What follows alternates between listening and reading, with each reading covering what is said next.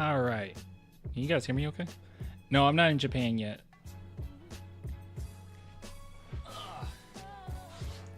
You're in Austria, dude?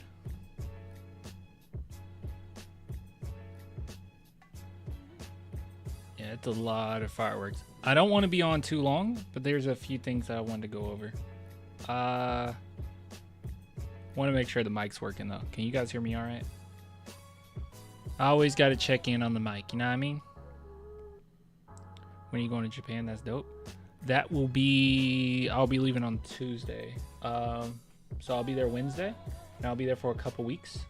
But I'm actually going to, loud and clear, dope. I'm actually going to live there, believe it or not. I'm moving there. Not right now, not yet. It'll be next year. So yeah, I hope everyone's doing well. I hope your 4th of July is going splendid. It's pretty loud outside, okay? A lot of fireworks. I haven't shot fireworks in so long. I can't even tell you how long it's been.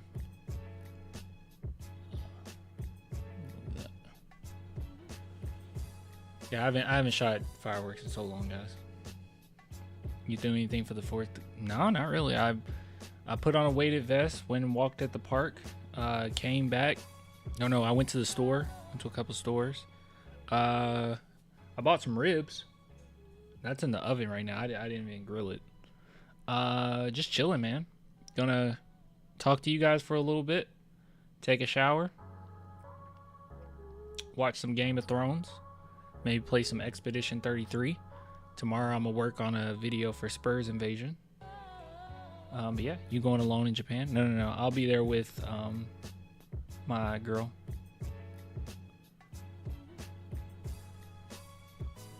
Appreciate the stream tonight, G. Yeah, man. Yeah, we got a few things to talk about. Let me see. Hold on, before we get into this. So I don't know if you guys know, Summer League is tomorrow. So we definitely gonna have to go live for that. I don't know how many segments we need to do today. Let me see here.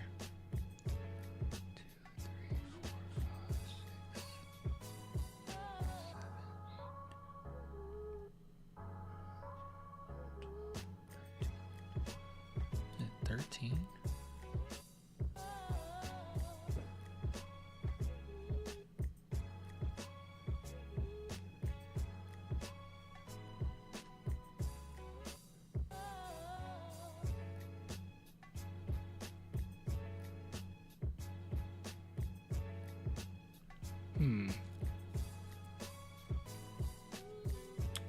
Not quite sure.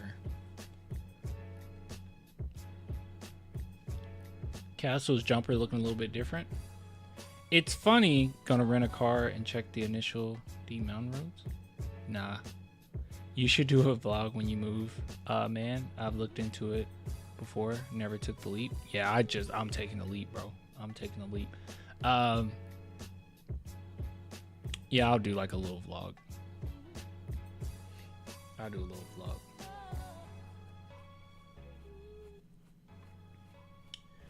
Okay, so funny enough, chatter mentioning Castle's jump shot.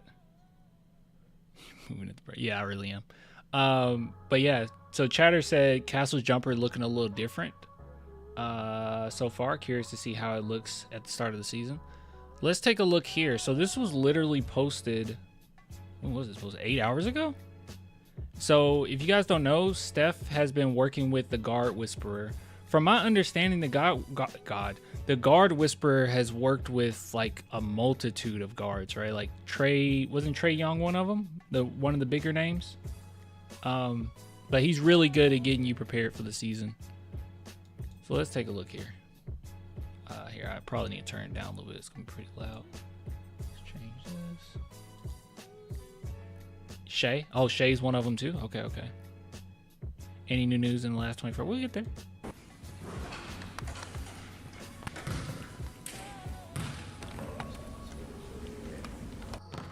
What is that?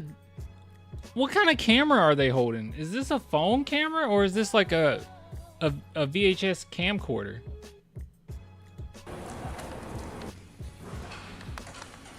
I mean, I like the aesthetic. It's just, it seems so old school. So that was the guard whisperer. Let's see if we got any. You guys mentioned his jump shot. Let's see if we can. It looks a little faster.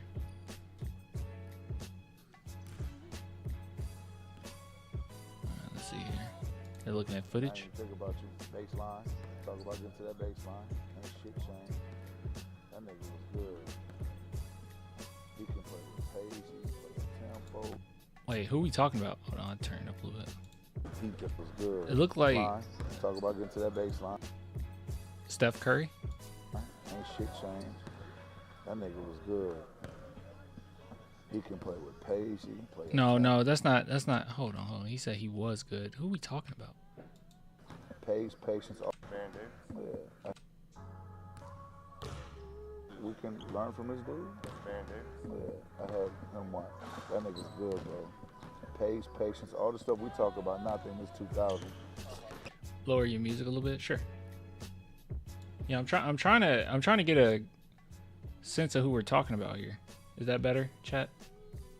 Let me know if that's better. Here, I'll try to turn their music up. I mean, their volume up a little bit. Elbows is layups.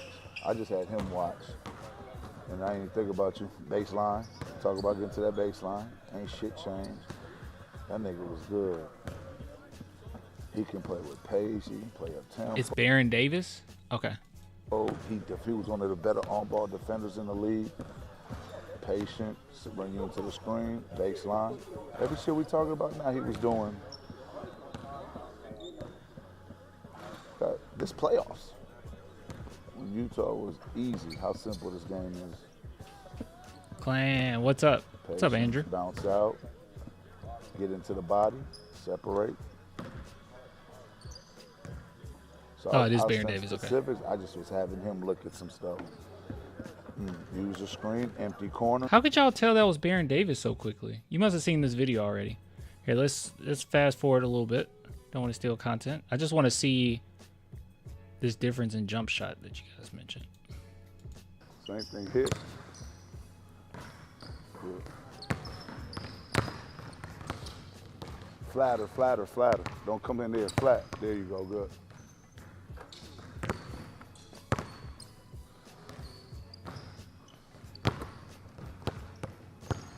Good.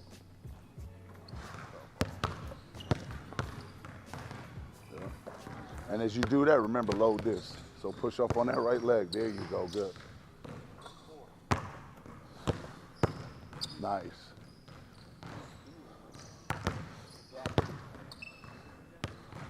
Now he losing weight. He losing weight. He really is putting in that work. Hold on, yes.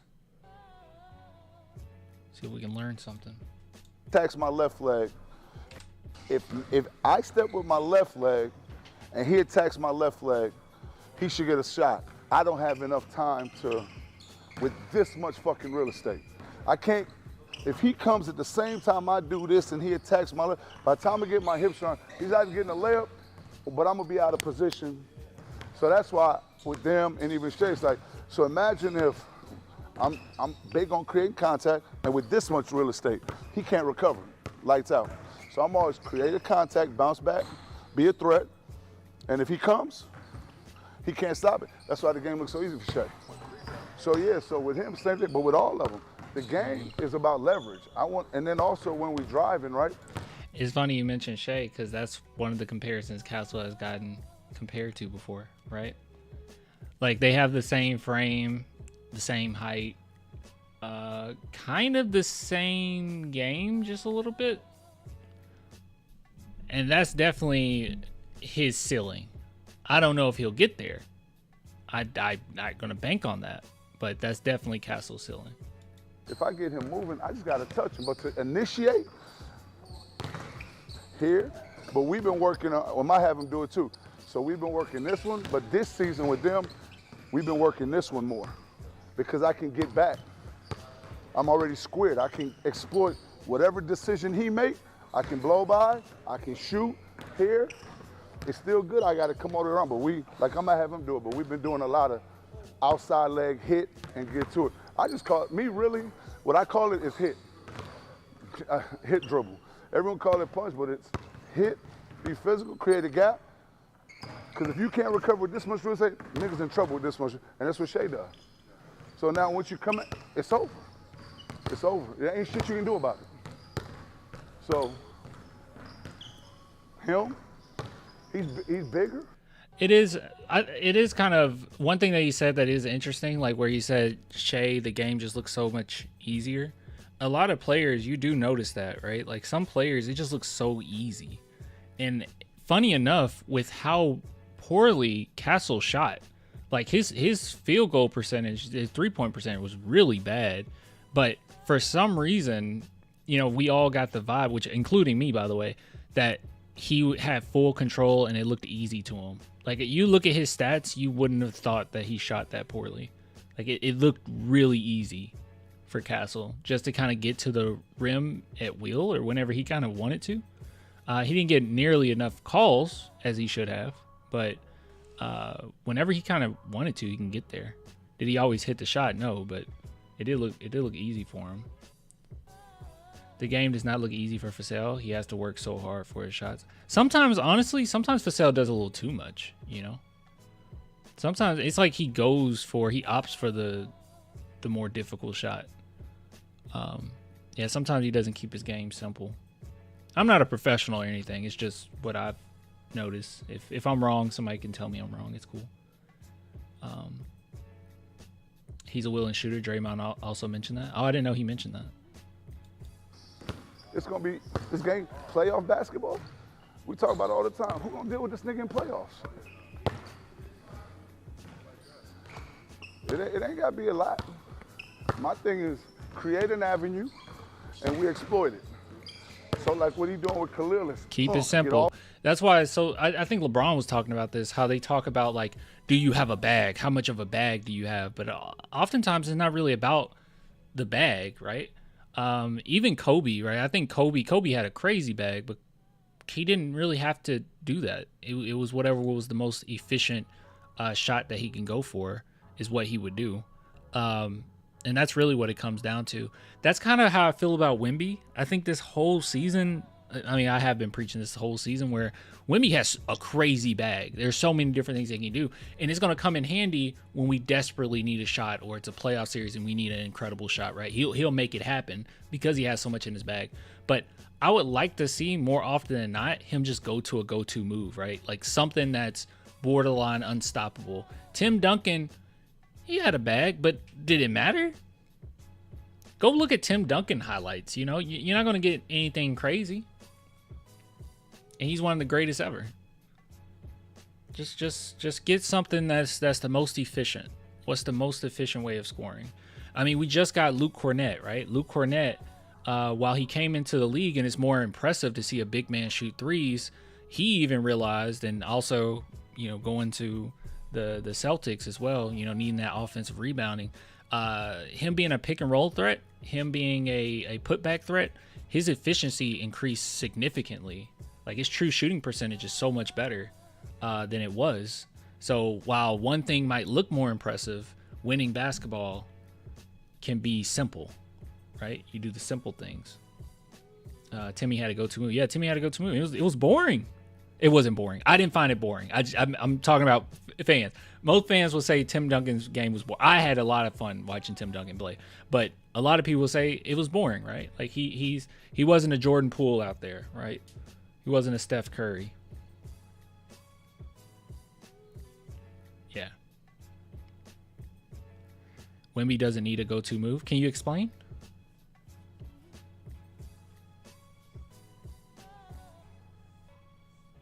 What do you mean by that?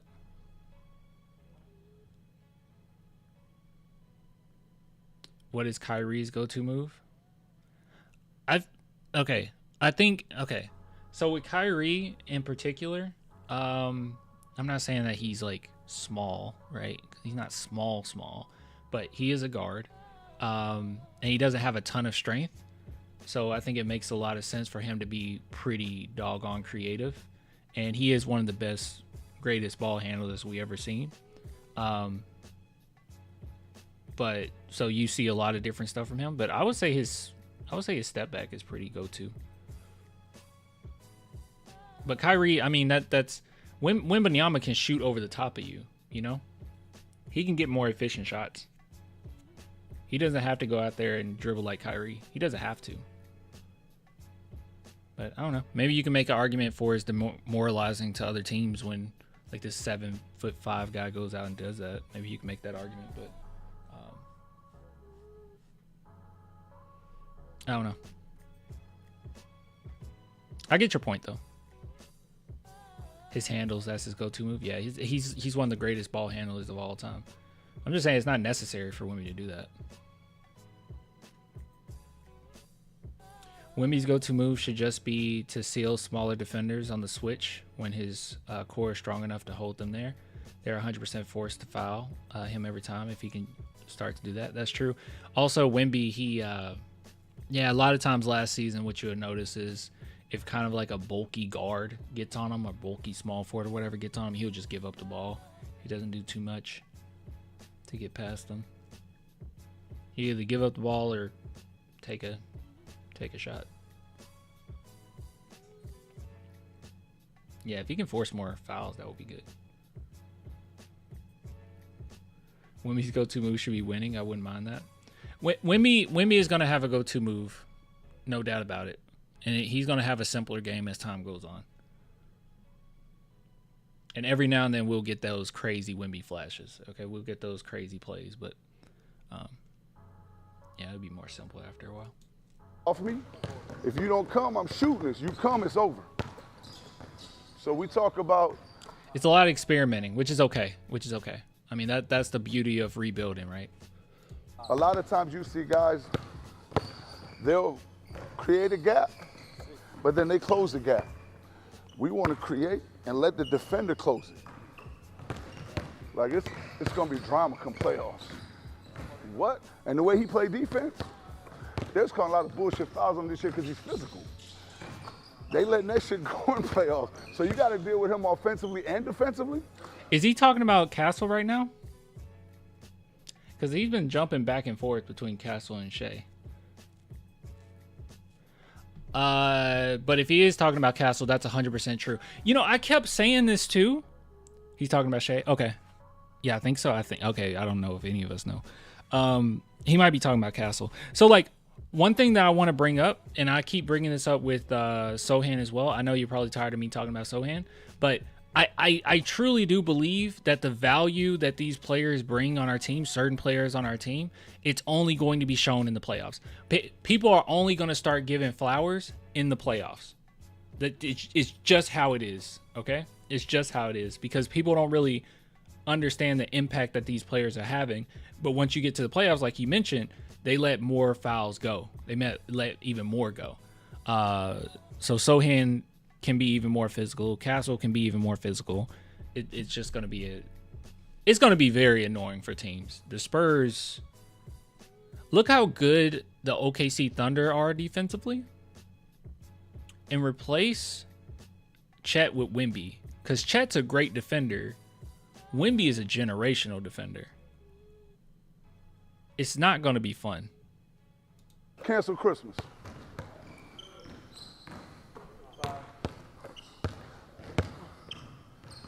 You need a sip right here. Baseline, you go first. Both y'all defending. But nothing crazy. So 3 dribble combo. Once I finish here, outside leg hit, create space. Then attack that side, 3 dribble, get into his body, come back hit. Come up and back, then you go. Back, punch, come back. Hit, come back.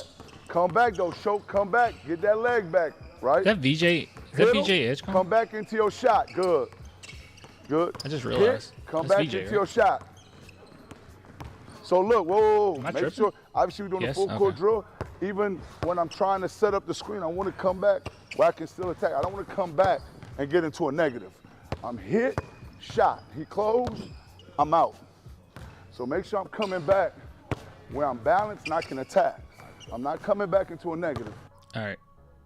We want to see Castle. We're going to fast forward. Good. Just working on it. Hit. But remember, come back home. Come back home. There you go. Create a space. Come back home. Good. Good.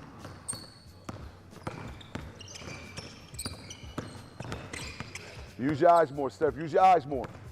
Good. Right? Because remember, in the half-court environment, when we create that, we trying to lift them with our eyes. Like we shooting it, we passing, we doing something. Ready? Use your eyes more. Hit, come back, good. That's a good point. Bump, yup. Him catching that.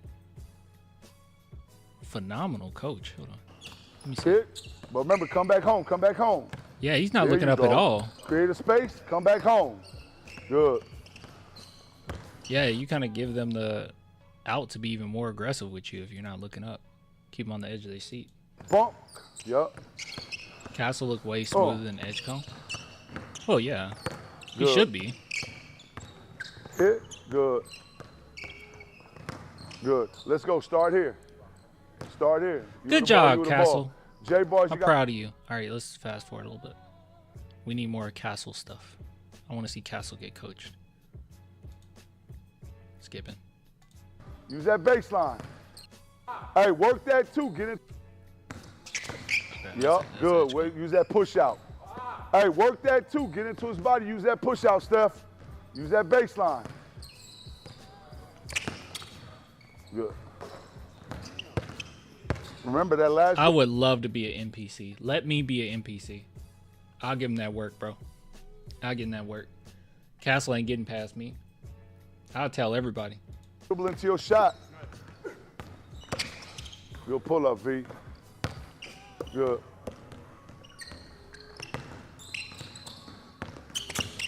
Nice. He's so patient. All right. Hit. Don't play with it. Don't play with it. Go. Good. Let's go right now. 8 makes. Right now, 8 makes. Good. Handle. Show the eyes. Good. Good job, dude. Remember, don't have that dribble here. Come on. Look up, Castle. Didn't he say look up? I don't know what I'm doing. I'm not a coach. There you go, 2. Come on. Way to get it up. Good arc on that.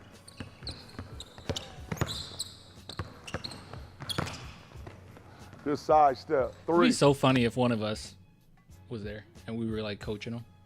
You think he would actually listen? Like if Guard Whisperer said that, oh yeah, he's there with us. Make sure you listen to what they have. You think he'd actually listen? We just like tell him like some crazy advice. Shoot like it's Wemby on you. Shoot like it's Wemby on you. Just say like whatever. Good. Come on.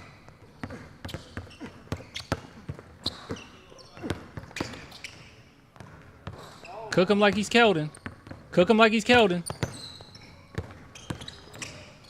Ain't nothing they can do with that. Once you create that space, it's drama. It's drama. It's drama. Hit. Is the guy coaching them the one they call the Guard Whisperer? Never mind, you just answered my question. Yeah, it's Guard Whisperer. Just don't Zaza him. Treat him like he's Zaza. Good. You be the Smoke him like some Zaza. Ball handler. 8. You got 3 more. 4 more? All right.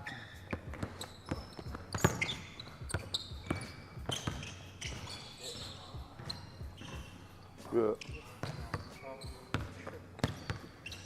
I think it's all about fundamentals here. There we go. Nice, V. He has a really nice, yeah, you guys are right. It is a very nice jump shot. It's so smooth. It's so smooth. Castle does a great job of pump faking. Like, that's his thing, right? He will pump fake to oblivion. Like, DeMar DeRozan level of pump fakes. Shai level of pump fakes. VJ Edgecombe just so athletic and so smooth. He just kind of floats off the court. Hit, come back. Not saying one is better Now, than the the last other. one, let's really make it where we at on that, Nick? Keldon Slater. So I got one more. Cook him so like we he's know KJ. We driving by. So I like we using ours, but come back come back loaded, because what if he don't back up? I got very They'll shoot. kick me out You guys the are gym. coming back and you elevating. All right, come back loaded. I wonder what CB doing right now. Carter Bryant? I don't know. He got a game tomorrow. Hopefully he's asleep. Loaded. There you go. He don't come. We shoot that that's smooth. bitch. Good. Oh, that's smooth. VJ Edgecombe's gonna be good, bro. Steph is just There we very go. Let's go 4 fundamentally right solid. now. Where you go 1 each way. So both y'all should 1 each way. When does Come the back, season shoot start? it. When Create does the move, season create start, the guys? Bump, then shoot it. So make a left I'm one. assuming mid-October. Do you guys know? When does it start? And make a right one. Late October. Okay. Good feet, good replacement, good foot replacement, good.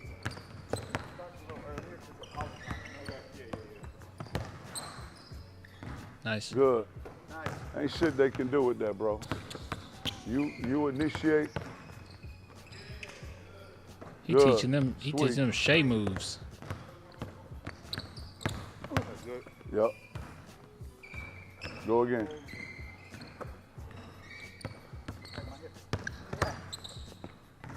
There you go. Other side. Ready? Go.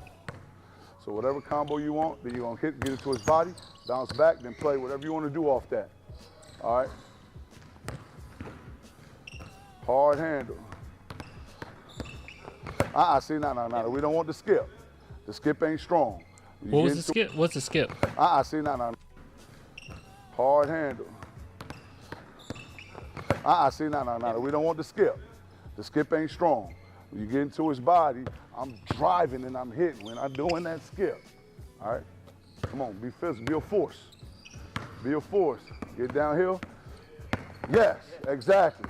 What the fuck you look like. You know, your feet in the air, I'm fucking gonna crowd you. It's over. Hit. Good, Steph. Give me a little arc on that side. Come on. Hit. Good.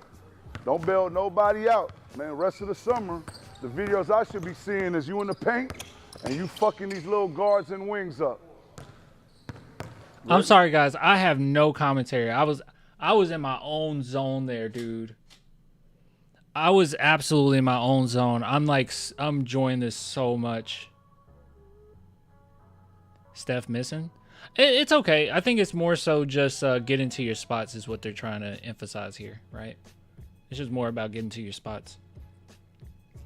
They're not playing. They're playing hard to get to their spots, but they're not, fully engaged. Like, they're not going all out. You were watching the stream. Yo, real talk. I was a chatter right now. I'm sorry, y'all. I have no commentary. I'm into this so much. Go. Don't be a nice guy. Don't be a nice guy. Be mean as fuck.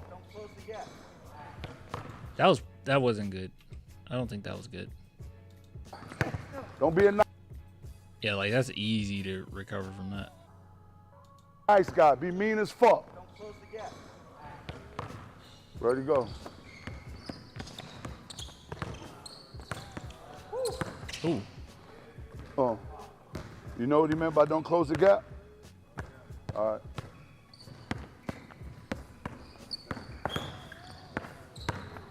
I don't know what he meant by don't close the gap. Can someone tell me what he meant by the don't close the gap, chat? You guys are smarter than me. What did he mean by that? Like, did he come back into him? Hold on. You gonna get skip. The skip. Downhill. Your feet hit. Come on. I think it was this one. Hit. No, it wasn't this one. I should be seeing is you. Ready? Go. Don't be a nice guy. Don't be a nice guy. Be mean as fuck. Keep the space between your defenders. That's what I assume. He explained before you. Oh, crap. All right. No, you gave it to him. So come back. You did it again. And you wasn't here. So when I create this space, I want him to close the gap. Right? Oh, he went back into him? Oh, okay. Then I bring my left to my right. I got to load this left leg, and I got to come back to the left leg. Or I'm coming back to the right leg. All right? Ready, go. Come back. There you go. Yup. Exactly. I feel like we're learning, chat. I want to practice now. That's tough, Steph. Come on. A lot of positive reinforcement. Good. Yeah, it's not about making the shots. Ooh. So now, whichever way you pick up a little higher, especially for him right now. Wait, what? This is great to watch. It's so much fun, isn't it?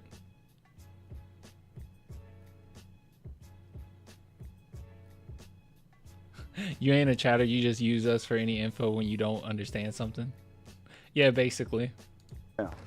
Steph is already adept at touching that paint. So we're here, close, and I want you to counter ride him on his hip. So once you get him on his hip, I want you to power up, play off two. If you're going that way, if you go this way, same shit to start, but you're not shooting the jumper.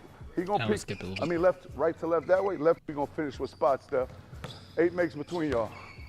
So we'll go spot shoot for 10 minutes. Ready? Let's go. Start the same way. Whichever way you want to go. Hit, create. Not inside leg.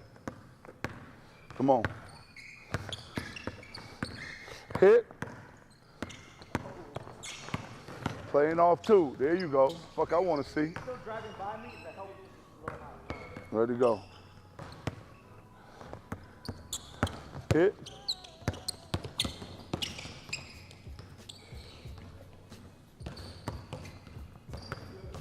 I'm skip this stuff again. Fuck, I... Oh. Come on. Hold on. Good. Hit. Oh. Good. Hit. Good. There you go. There you go. That was a big man move. There you go. Get big, Steph. Good. Chip England is definitely missed greatly. I think the Spurs have done a pretty good job, man. Our shooting coach is really good. People have improved. Space. Yeah, so they're not going all out on finishing. Playing off it's just about getting there. There you They go. know you can finish. One They know more you can ass. finish a layup. Know you can finish a dunk. You can finish a Boom. jump shot. It's not really Hit. about that. Good. Creative. Last, yep. Last one. Wish they So could find shot. better defenders, though. Finish. It's not really about that. Good. You down there. Let's go. Steph got 5 spots, 10 makes.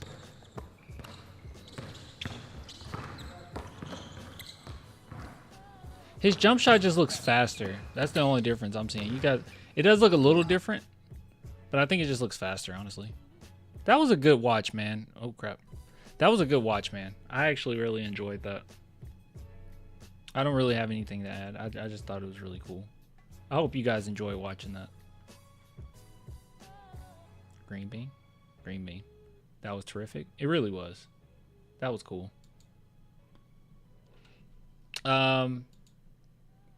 All right, we got other stuff. Hold on.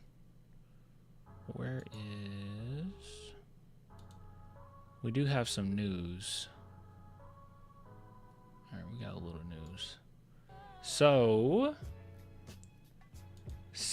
chat. I don't know if you guys heard, but we know that the Spurs need to add someone to the roster, right? We still have, I think, 2 open spots. I think we have 2 open spots right now, so something to come from Summer League. But the Spurs are interested in Ryan Rollins. So he's a guard, 6'3", I believe. 2 left. Okay, yeah, I thought so, Alex. I thought we had 2 left. He's pretty good. pretty talented. He can shoot his butt off, right? First couple seasons in the NBA, didn't really do much, right? I don't think he got a lot of playing time. But third year, pretty decent, right? Showed quite a bit of promise. So it's just a matter of whether the Spurs would want to add him to the roster. Maybe they add him to the summer league. I don't know. We'll have to wait and see. But as far as my opinion is, even if he got to the team, I don't know how much playing time he would get. But we do know someone has to be added. And if you want to add more depth, that's a good way of doing it, right? Kessler, please. I don't know about that. I don't think the Spurs go and get Kessler. I could be wrong, but I don't think that that's going to be the case. Yeah. And I also don't really think that's necessary, right? Ideally, I would want for us to have some type of backup power forward. That would be cool. Harrison Ingram, please. We'll see how Harrison Ingram does in the Summer League game. I'm looking forward to that. I do want to see him and Carter Bryant. But, just add more depth to the team. There's nothing wrong with that. So it says the Bucks are reportedly trying to retain him. They withdrew his qualifying offer to carve out cap space, but can use his early bird rights to go over the cap to sign him. The Spurs could either offer the around $4 million they have left in their non-taxpayer mid-level exception after signing Luke Cornett, or the biannual exception worth around $5 million. Scoto points out the Lakers also have the biannual exception at disposal, while the Trailblazers have the full non-taxpayers mid-level worth around $14 million, and the Suns can only offer the minimum. So there's a few teams that are interested in them, but yes, it has been confirmed at this point that the Spurs are one of them, and they're trying to see what they can do here. But he's 23, pretty young. I think as far as free agents, he's the last free agent left that's under 30, I believe. So, but yeah, am I the only one that thinks we missed out on Yabusele? Yeah, I wish we could have got him. It's unfortunate. But it is what it is. It happens. Got to just keep moving forward. So as far as statistic wise, if you guys were curious, let's take a look here. So, as I mentioned, didn't really play much his first couple years, right? You can see 12 games played with Golden State, 10 with Washington Wizards. All that's garbage time, right? It's absolute garbage time. No doubt about that. And then this past season, that's where he showed some promise, right? So 14 minutes, 56 games played, 19 games in which they allowed him to start, and he shot 40% from the field. From three-point percentage, 48% from the field. So pretty doggone good role player scoring-wise. 80% from the free throw line, but, he barely got there. But overall, he looked pretty good. Averaged about a steal a game. He did good. So we'll see what happens. I don't know how you guys feel about grabbing Ryan Rollins, or maybe you haven't watched a lot of him, but he's pretty talented. He has some upside for sure. But I know that the narrative at this point is too many guards, but in my opinion, it's just a matter of adding, however this looks, just add some more depth, right? You got a couple spots left, just add some depth, and just keep this bad boy rolling. You know what I mean? Fox is a beast. People forget how good he was before he got hurt. Fox is ridiculous, and I think a lot of Spurs fans don't even realize, right? Spurs fans don't even realize. Guys, give me 1 second. Hold on.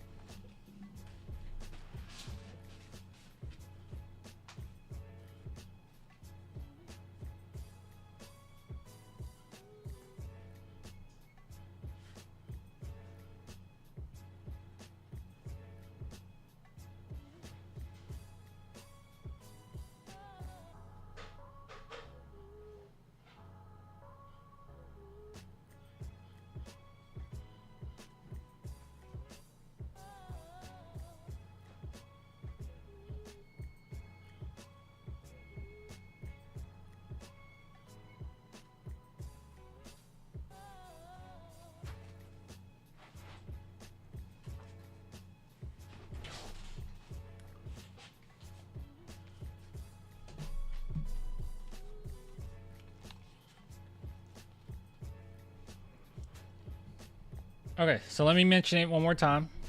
Look like something messed up here. So, once again, chat, if you guys have not heard, San Antonio Spurs interested in Ryan Rollins. I really want to know what Spurs fans think about this. So, me personally, I do think that he has some upside. He's 6'3", so he's on the smaller side. But at the end of the day, he showed quite a bit of promise this last season. Apparently, the Milwaukee Bucks are attempting to hold on to him the best of their ability. But there's a few teams interested, and the San Antonio Spurs have been confirmed as being interested. So I'm wondering if they're going to send him to the Summer League. If the Spurs can get their hands on him, I wonder if we'll get a better look at him. Sign him to the Summer League team, something like that. We have, chat member mentioned it, we had 2 more spots left. So I guess it's just a matter of waiting it out and see what comes from it.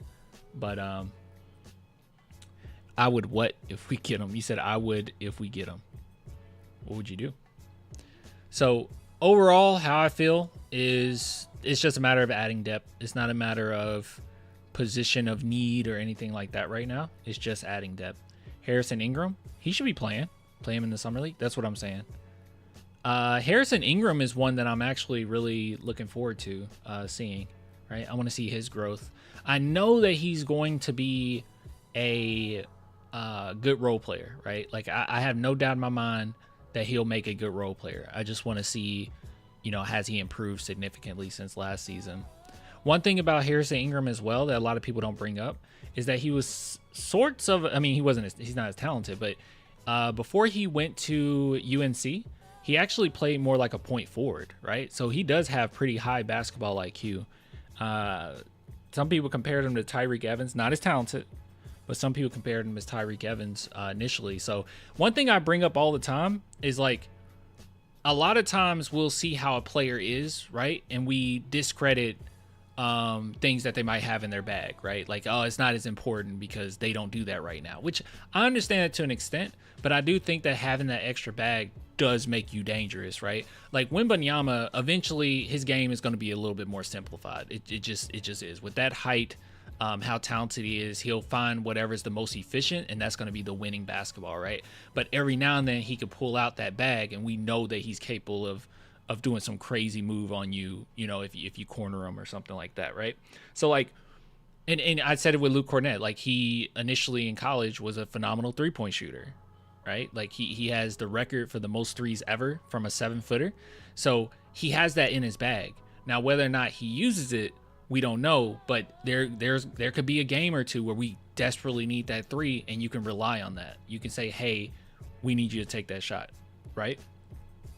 So all I'm saying is it's good to have a bag, right? Or have certain things in your back pocket. So even if Harrison Ingram is someone that doesn't necessarily use some of those tools, every game, that knowledge that he gained from it's going to show. Or it's going to be a time or two where we're like, whoa, what the heck was that, right? But it'll be a key play. If he ideally, if he's good enough for us to give him some minutes, I know that's off the topic of Ryan Rollins. Really, when it comes to this and the Spurs being interested, I think it just really comes down to just adding depth. Like, I don't really have anything to add to it. They just want to add some depth, which I'm not mad at. I would support bringing back Patty next season if that's what he wants. Is Patty in the league? Where's Patty Mills right now, y'all? I haven't been keeping up with Patty.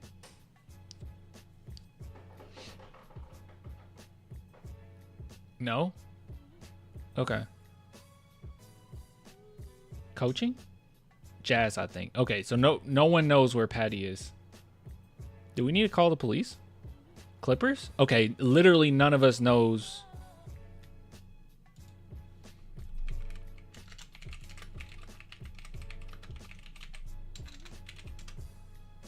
Crap, I accidentally put in where is Patty Mills from. Alright, I just typed in where is Patty Mills. Is he playing in Australia? Oh gosh, we lost Patty. Oh, dude, AI doesn't even know where Patty is. Oh no. LA Clippers? Oh no. Patty was last sighted April 24th.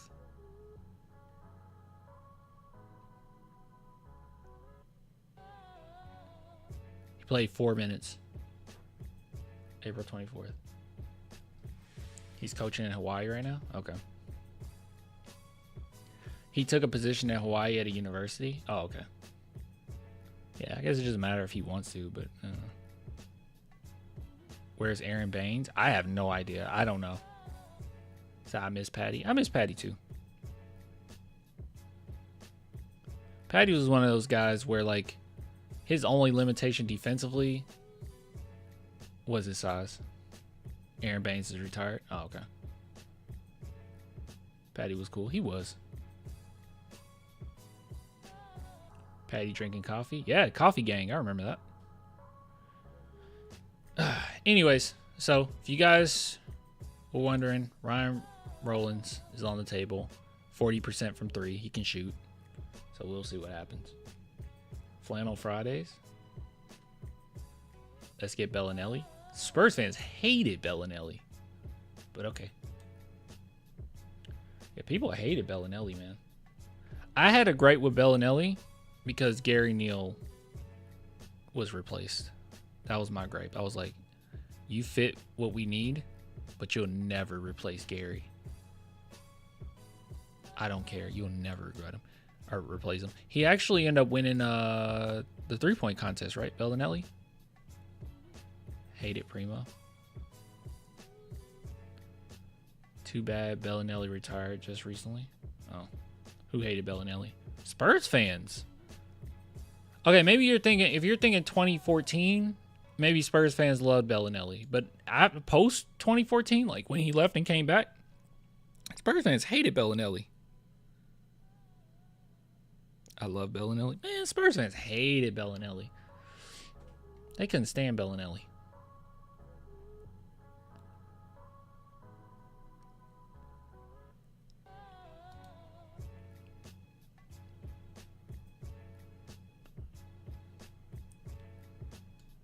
Okay, I want this to be actually more of a question than anything else. I'll give you my thoughts on this. But I want to know, how do fans feel about Julian Champagnie?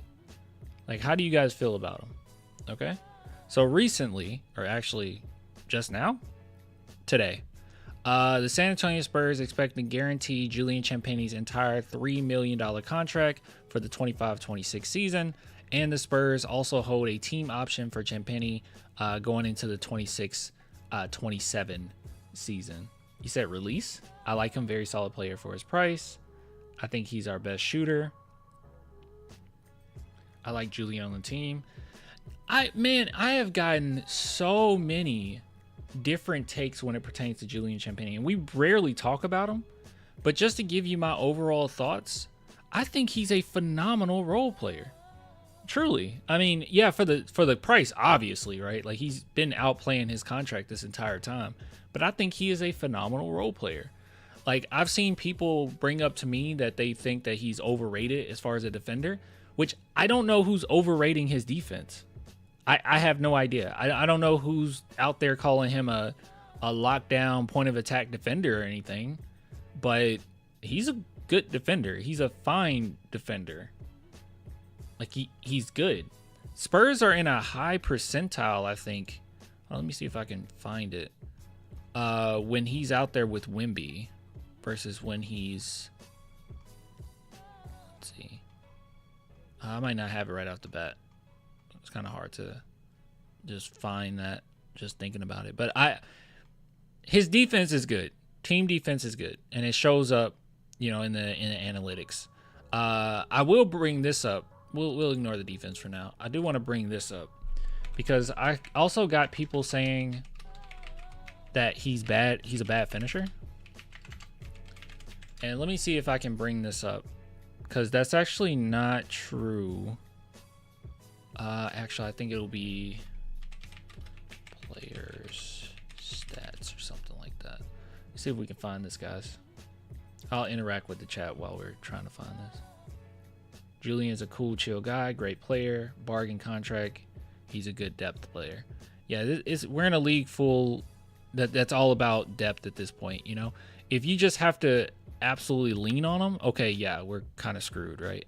And I felt like early on the season, last season, that's kind of what it came down to. We were just like leaning on him for everything, shooting wise, and it doesn't work well.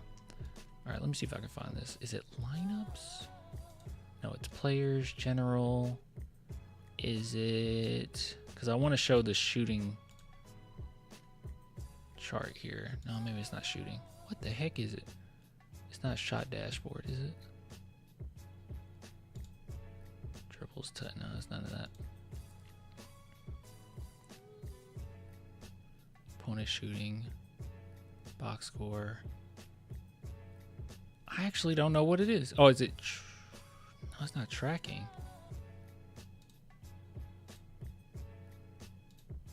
What? Okay, I don't know what's going on. I'm trying to find the distance. You guys know what I'm talking about? Like the distance from the rim. Which one would it be? Do you guys know? He's notoriously a bad finisher considering that looks he gets hit the rim. No, it's actually not true. That's what I'm saying. And I want to show you. I remember so many times during the season we got on a run with him in. Yeah, he's good. Bonus shooting. I don't know which one it is. Tracking drives. Ugh, so frustrating. I guess nobody knows in the chat.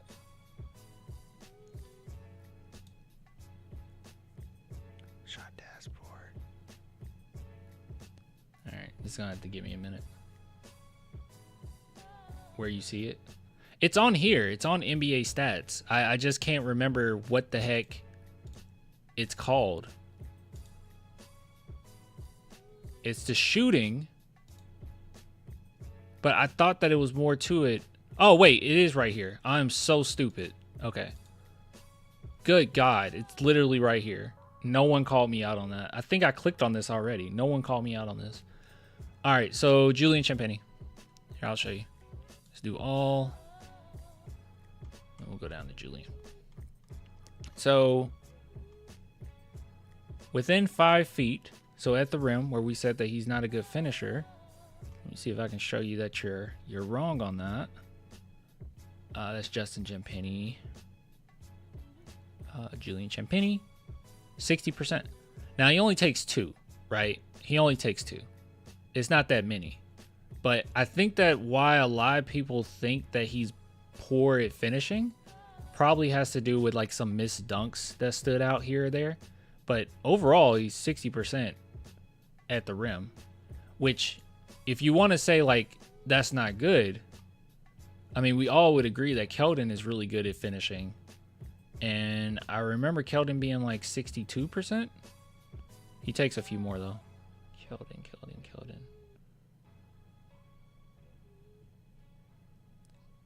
62%. Those missed dunks are iconic. Pretty much that's what it comes down to. I think it's just more of a vibe because you just remember him missing some. But yeah, he takes like 2 and shoots about 60% around the rim. Which if you look around the league, like some pretty good finishers shoot around that. So it's not terrible. It's fine. You know? He reminds me of Udoka, but better. His three-point ball and net positive on defense makes him a no-brainer for the team. Just definitely needs to work on his game when they run him off the arc. Well, one thing that's going to play in his favor is the Spurs have even more talent now, right? So he can just purely just be a role player at this point. So, yeah. Oh, here's Jeremy Sohan. You want to look at everybody? We should just look at everybody on the team. Jeremy Sohan is about 67% within 5 feet. He shoots about 6 of them. I want to do Wemby. Control fine. Let's do Wembanyama. Wembanyama, 72%. Vassell, 58%. Who else should we do? Wesley. It also takes about 2. 58.9%. So slightly under Champagnie. Malachi didn't take any, did he? Took 168%. Yeah, he didn't take. Who else should I consider? Who else should we think about? Fox. What just happened? Where's Fox? Oh, De'Aaron Fox, 65%. Castle, 60%. I do want to do Chris Paul. Wait.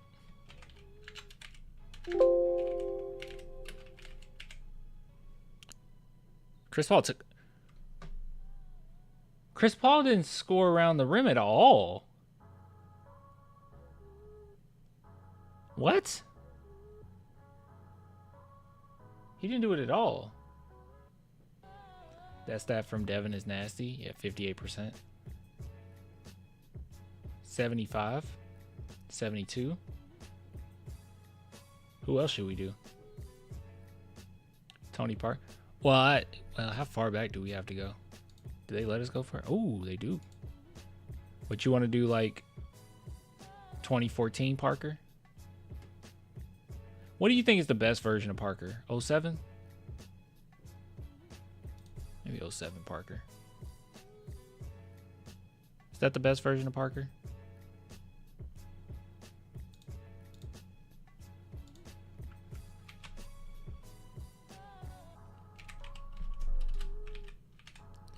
%. Tim Duncan was 66%. Well, Parker was close to 64%. So yeah, so if you're in the 60s, it's considered good. I would say 07 Parker. You say 07, 08 Parker is the best.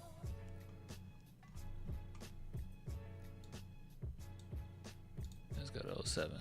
07, 08.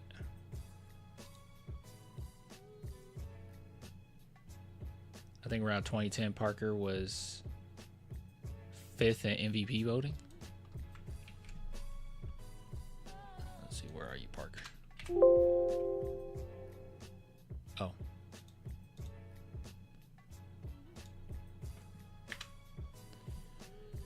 %62.6%.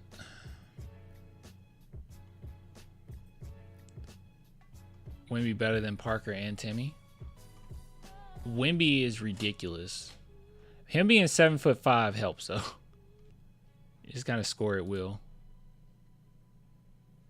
Let me see. Is there anybody else that we should mention on our team? Check 2013 Parker. 13-14 or 12-13. I'll do 12-13.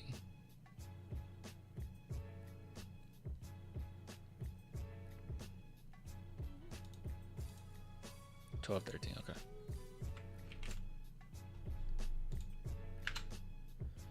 64%. He's been pretty consistent. Yeah, as long as you're in the 60s, you're good. Oh, 07, 08 was Parker's 5th in MVP voting. Okay. Also, remember that was a different era, more physical in the 2000s, especially around the rim. Yeah, that's true too. It was that what made Tony Parker so incredible, because there were so many big men, like traditional big men, defensive big men in the paint, and he was able to do that.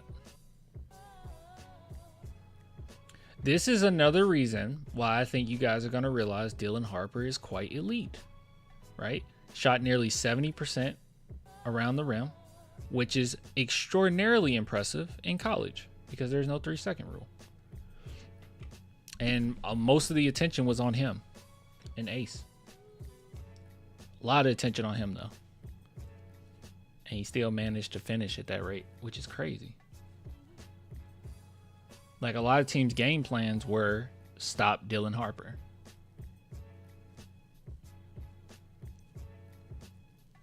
Prime Tony Parker would be a god in today's game. I feel like no. Of course he would. Yeah. Of course he would.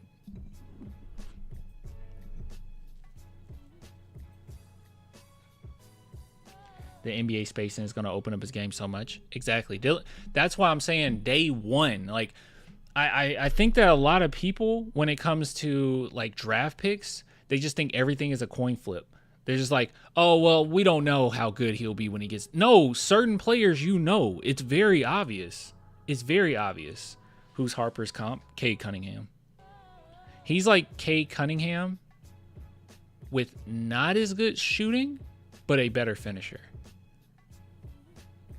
Shai? Harper doesn't get Shai comparison.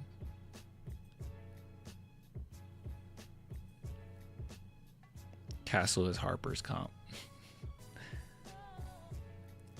Prime Manu as well. Every guard is playing like Manu was playing back then. Facts. Harper is a really good catch and shooter, so he should be fine. He's a good catch and shooter. He's a good cutter. There's a lot to his game. Harper shooting will get better. Yeah, for sure. By the way, speaking of Harper, if you guys are interested, head on over to my second channel, Spurs Invasion. I don't know why I did that, but I have a, I know why I did that, but I have a video about Dylan Harper up, if you guys are interested. Link below. But yeah, go follow Spurs Invasion.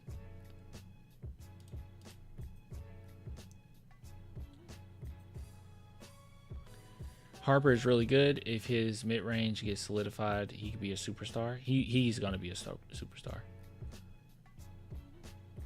Yeah, he's going to be a superstar. I hate that a lot of people think that, though. They're like, well, just wait and let them play first. Some players you just know, man.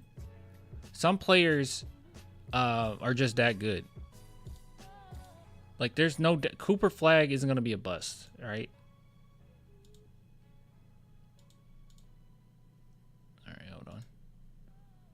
And the players that do end up being busts, a lot of times end up being swing picks to begin with. Or there's like some concerning things that's apparent that people just aren't bringing up.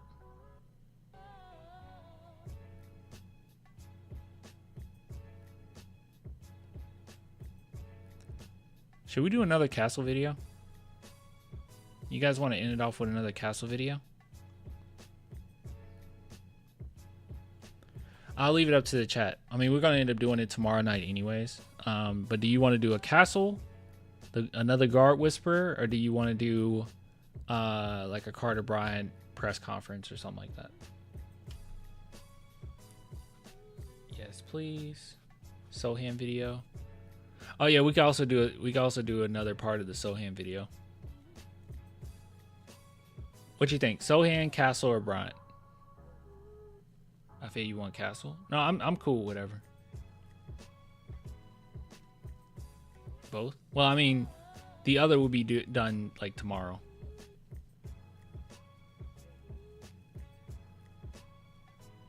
Castle, Sohan, then Carter, then Steph.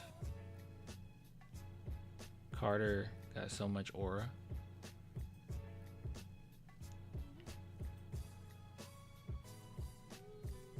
I don't know. I feel like it's kind of split. Everybody's kind of all over the place. Carter. Okay. I think there was another Carter one. Poll. Yeah.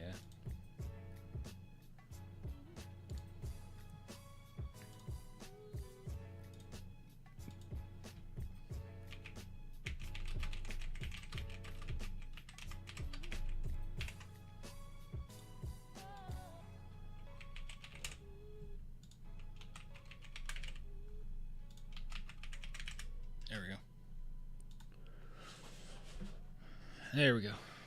We'll give it a minute.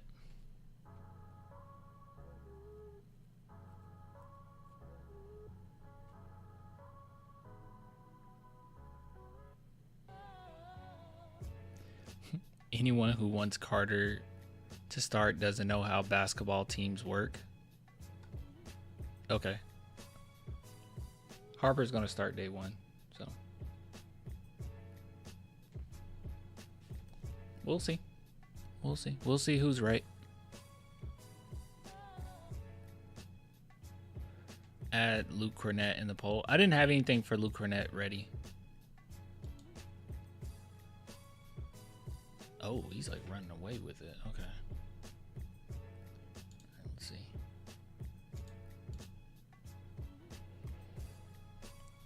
All right.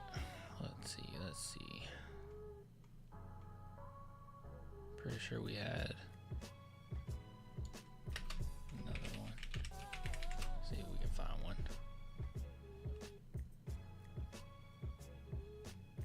All right. So this was some we never.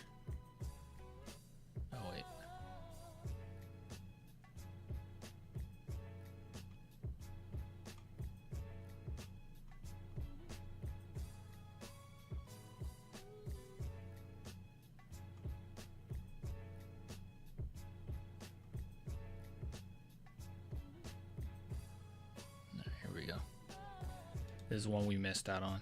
I was just wondering. Oh my God, that's loud.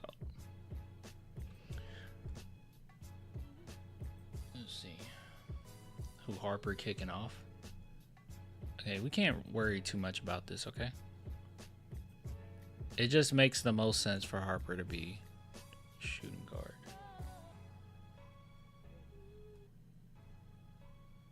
He won't start day one. He will start, I'm guessing, All-Star break. We'll see. I think it's day one. We'll see, though. We shall see.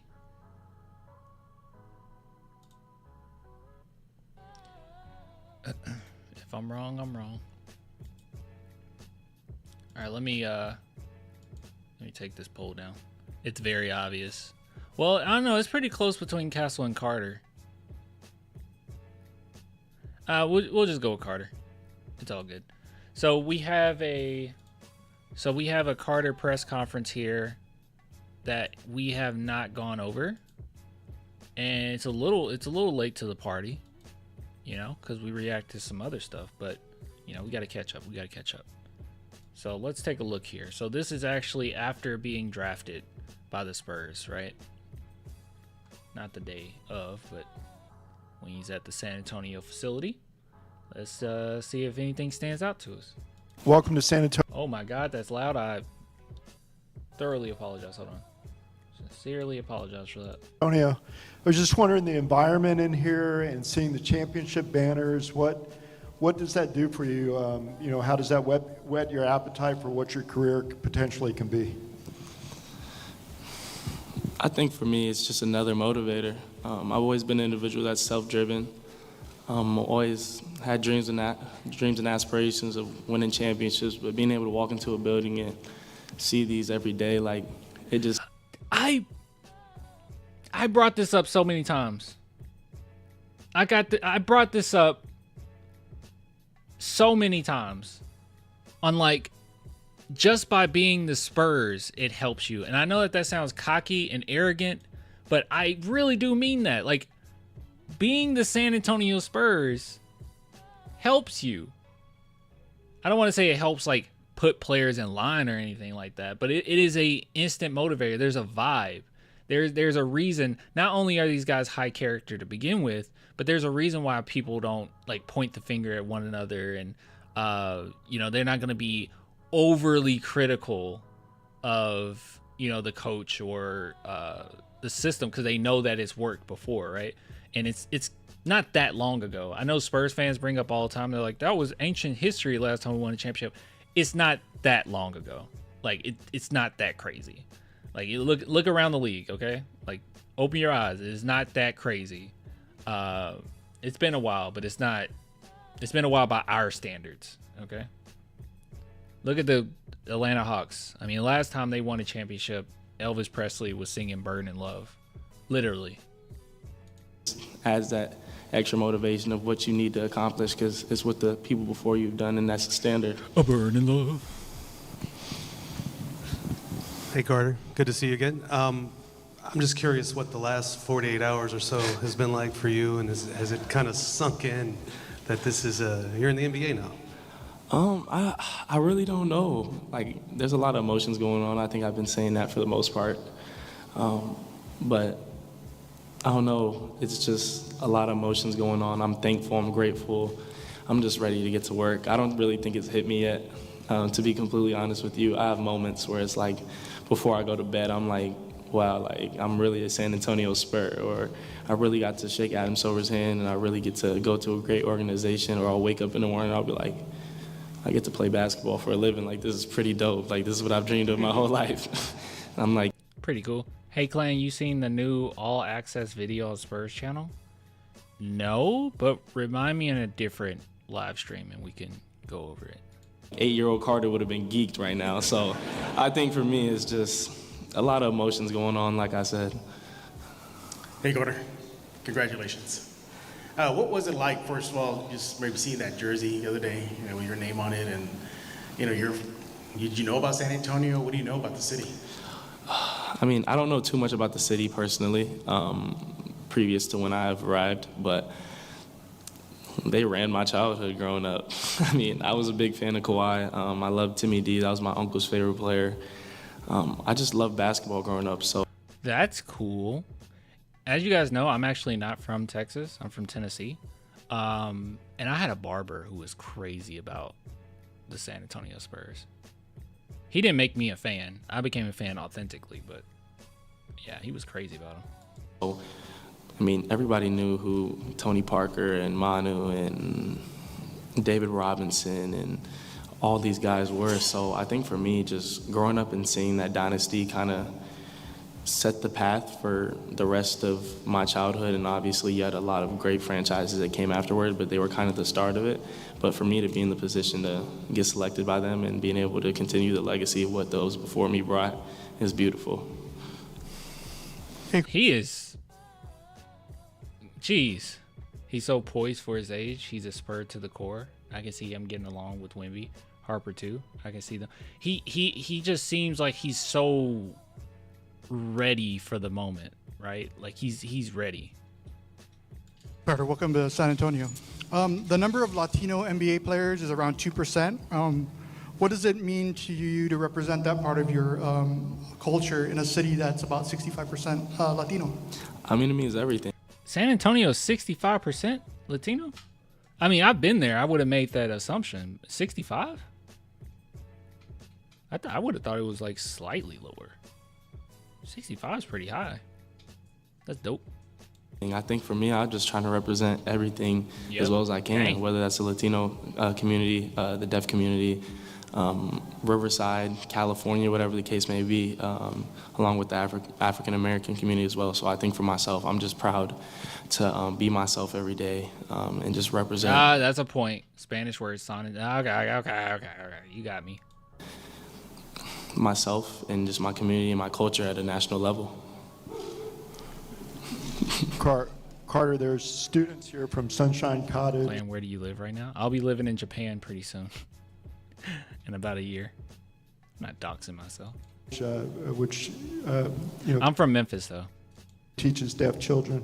Can you just tell me what it was like growing up with your grandparents and how that kind of shaped you and maybe increased your empathy? I mean,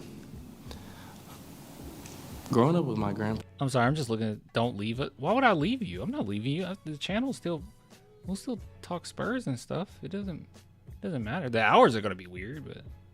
It was funny because for the longest time, I just thought half of the population of people were deaf and half of the population of people were hearing. That's just how I grew up. I mean, I never saw it as a disability. I never saw it as something that was restricting or a hard way of life. It was natural. It was beautiful to me. It was a superpower. And I mean, I was so proud of being a part of the deaf community. I was so proud that my grandparents were deaf, and I just loved every single piece of it. So I think it's beautiful that they're doing great things and continuing to educate. Bro, he's about to cry about it. That's dope. He said he saw it as a superpower. That's why we need more representation, like as far as like superheroes and stuff like that. Daredevil made it seem cool. Understands cultures. Yeah, understands cultures. You know, the only thing, I'll tell you this, y'all. This is like kind of bittersweet for me right now, because he has such a, which a lot of our players do, but especially Carter Bryant, he has such a great understanding of like different cultures. You know, he's grounded. He understands what people might be struggling with from a day to day. Like, very smart kid, obviously. And what really makes this unfortunate is that he's not going to have Pop. Like, if Pop would be around, you know, I'm sure he's already talked to him and stuff, but, like, he won't get the authentic Pop experience, like, on the road, learning, you know, different things. I mean, I don't know. We got to get used to Mitch Johnson. You know, he very much so could be, you know, kind of the same way. But I don't know, man. It's just Pop is so wise, and I feel like he would gel with him pretty well. Different life experiences. Yeah, he has a good understanding. He's very grounded. And just giving them the best opportunity to be successful in life. But I mean, the deaf community means everything to me.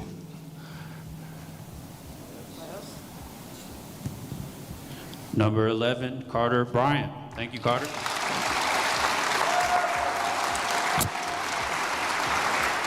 How many people are there? Can we see the crowd? How many people are there? That's the same place where Pop stepped down. That sounds like a lot of people. Hairline outstanding. It is quite immaculate. Good stuff. You love to see it. Clay gonna start the show off with a gong. Crowd loves them. They really do. No, I was trying to see what time are you gonna stream. I hope it's gonna be better for me. It's 6 a.m. where I live right now. It'll be at my convenience, just to be honest with you. So, but if I did it at like 8 at night, it would be in America. It'd be about 13 hours before that. So yeah, it wouldn't be great. The great thing about this channel, though, is so many people jump in and they're not even from, like right now, chat, leave in there where you're from, which is not a lot of people in the chat right now. We got like 178, 180. So it might not be a ton of people, but yeah, where are you from? There's a lot of people that say, hey, I'm from France. Hey, I live in Japan. I live Texas. Well, most people are going to be Texas. Argentina, the Bronx, Macedonia. Wait, where's that? Bali, Quebec, New Zealand. You see what I'm saying? Yeah, so it's going to be a little unfortunate for some of the people in Texas. But most people are from Texas, obviously. Hawaii. Yeah, so whenever I go live, that's the beauty of this channel. Whenever I go live, people will be in the chat. You just might have to watch it later if you can't get to it that day, right? Philippines, Mexico. Heck yeah. Indonesia. Okay, we'll do two more. Then we're ending this segment. Just want to give you guys some shout outs. Let's see. It is a lot of Mexico. Well, Mexico would be the same time, so. Macedonia is near Greece. Croatia. Wow. Okay. France. Okay. Dope. Cool.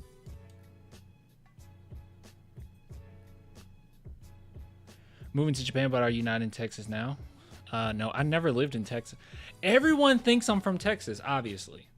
That makes sense for you to think I'm from Texas. I am as authentic of a Spurs fan as you can get, okay? I live nowhere near, I grew up nowhere near Texas. Nowhere near. And I became a Spurs fan. I became a Spurs fan when no one around me were Spurs fans, okay? I went to high school and was made fun of for liking the Spurs because we were boring. I authentically fell in love with the team. I didn't even like basketball until I started watching the Spurs. Manu Ginobili is what got me really excited. But like watching them play, I was just like, this is awesome. Like they play so well together. And I used to watch my brother, watch his Lakers or whatever, and they just never resonated with me. I was just like, I don't like the Lakers. But the Spurs, watching them play, I fell in love. I love how they played. They didn't beat their chests. They didn't get into your face. They were so chill. They were relaxed. Not relaxed, but, you know, they played with intensity, but they respected their opponents, you know. Respect, bro. You chose the team and they chose you. Facts. I met a Spurs fan on Twitch the other day. That's cool. You're a rare breed. There's not many people. No one. I'm from Memphis, okay? No one in Memphis likes San Antonio like that. I don't think I met one person other than my barber, and I was like a little kid, and he had like a Spurs flag, but I don't know if he was from Texas, but he loved the Spurs. But as far as like just every kid in school, throughout school, enjoyed like the more popular team at the time. Spurs were winning, obviously, but like they liked the Lakers, they liked the Celtics, you know, just whoever was winning. I have a video game friend just moved from there. Moved from where? Memphis? Yeah, we had some battles with Memphis. Oh, yeah. Once I got to high school and then the whole Memphis Spurs stuff was going down, that was rough. That was rough. I was seen as a traitor. People need to become a Spurs fan for their mental health. I can go to sleep and know the front office isn't going to F up. Exactly. Like, you know that they're not going to make some crazy. Honestly, unironically, I've stopped keeping up with the Cowboys because they hurt my mental health. Like, I was miserable trying to keep up with this team and cheer for them. I just became miserable. Now that I don't know what's going on with them, it's a breath of fresh air. It's like, look, once Jerry leaves, I'll pay attention again. But right now, I have no idea what's going on. Same, exactly. Like, I have no idea what's going on over there with the Cowboys. Now, Cowboys, I became a fan because of my dad. Okay, my dad was a big Cowboys fan, so I was watching, football. When I got into football, it started with the Cowboys. So that's why I'm a Cowboys fan. If it happened naturally, without any influence, I don't know. I would be a fan of a team that's more competent. The Steelers, I don't know.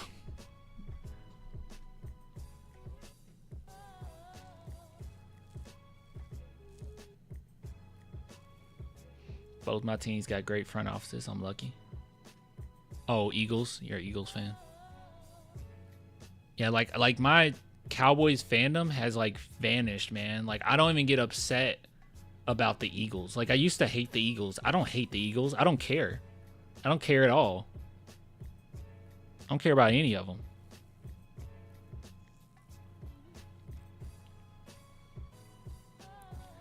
Granted, I'm still a fan. I don't get mad like I used to. Yeah, that's how I feel. Like, I don't care anymore. Like, it's just, it's like when you're in a relationship, right? Like, and you guys start drifting apart, and now you don't want to fight anymore.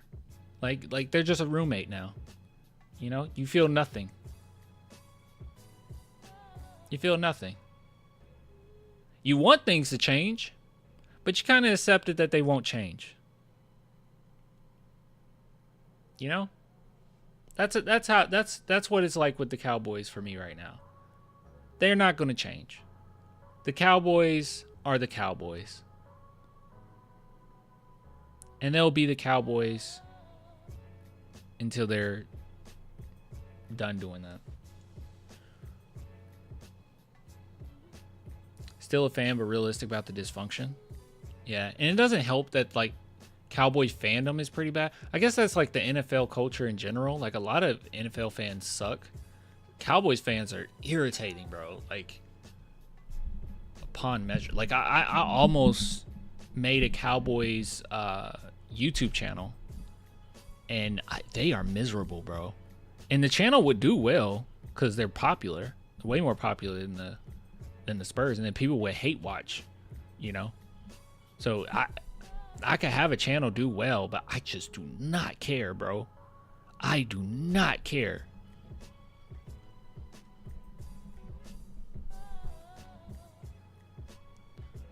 I'm from San Antonio and couldn't stand Cowboys fandom, so I became a Texans fan.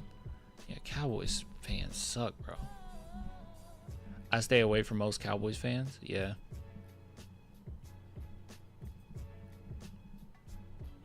They just have no hospitality and respect up north. A lot of young NBA fans are just fans of players now. Pretty much.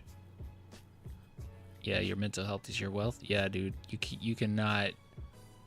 They drove me crazy. Because you just know. You know they're going to make the playoffs and they're going to lose first round. Like, they're either not going to make it or they're going to make it and lose first round. Like, in NFL is different than the NBA in that some teams can be, if you're talented enough, coaching can be like okay and you can make it work, right? But the NFL, coaching can't be okay.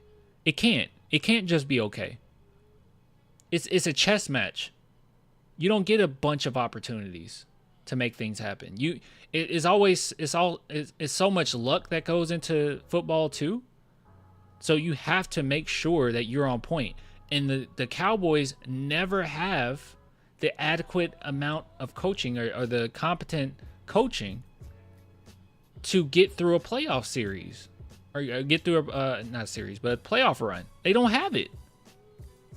So it's guaranteed that you're going to lose. You can't have a mediocre coach and win football games in the playoffs. It's not like the NFL or the NBA.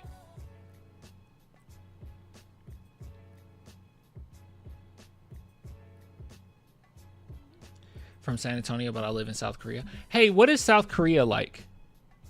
I'm going to be moving to Japan, and I keep saying it, but I didn't bring it up a lot before because it wasn't a fit. I mean, I knew I was going to do it, but I needed a way to get in.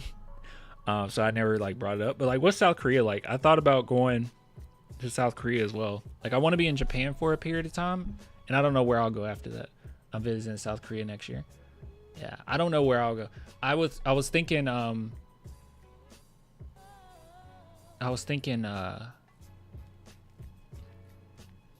Canada. I've never been to Canada. I do want to see what JK has to say about South Korea, and then I'm hopping off. Popovich never was a big fan of the pick and roll, so I'm interested in how the new coach will construct the offense. I'm very curious too to see how Mitch Johnson does.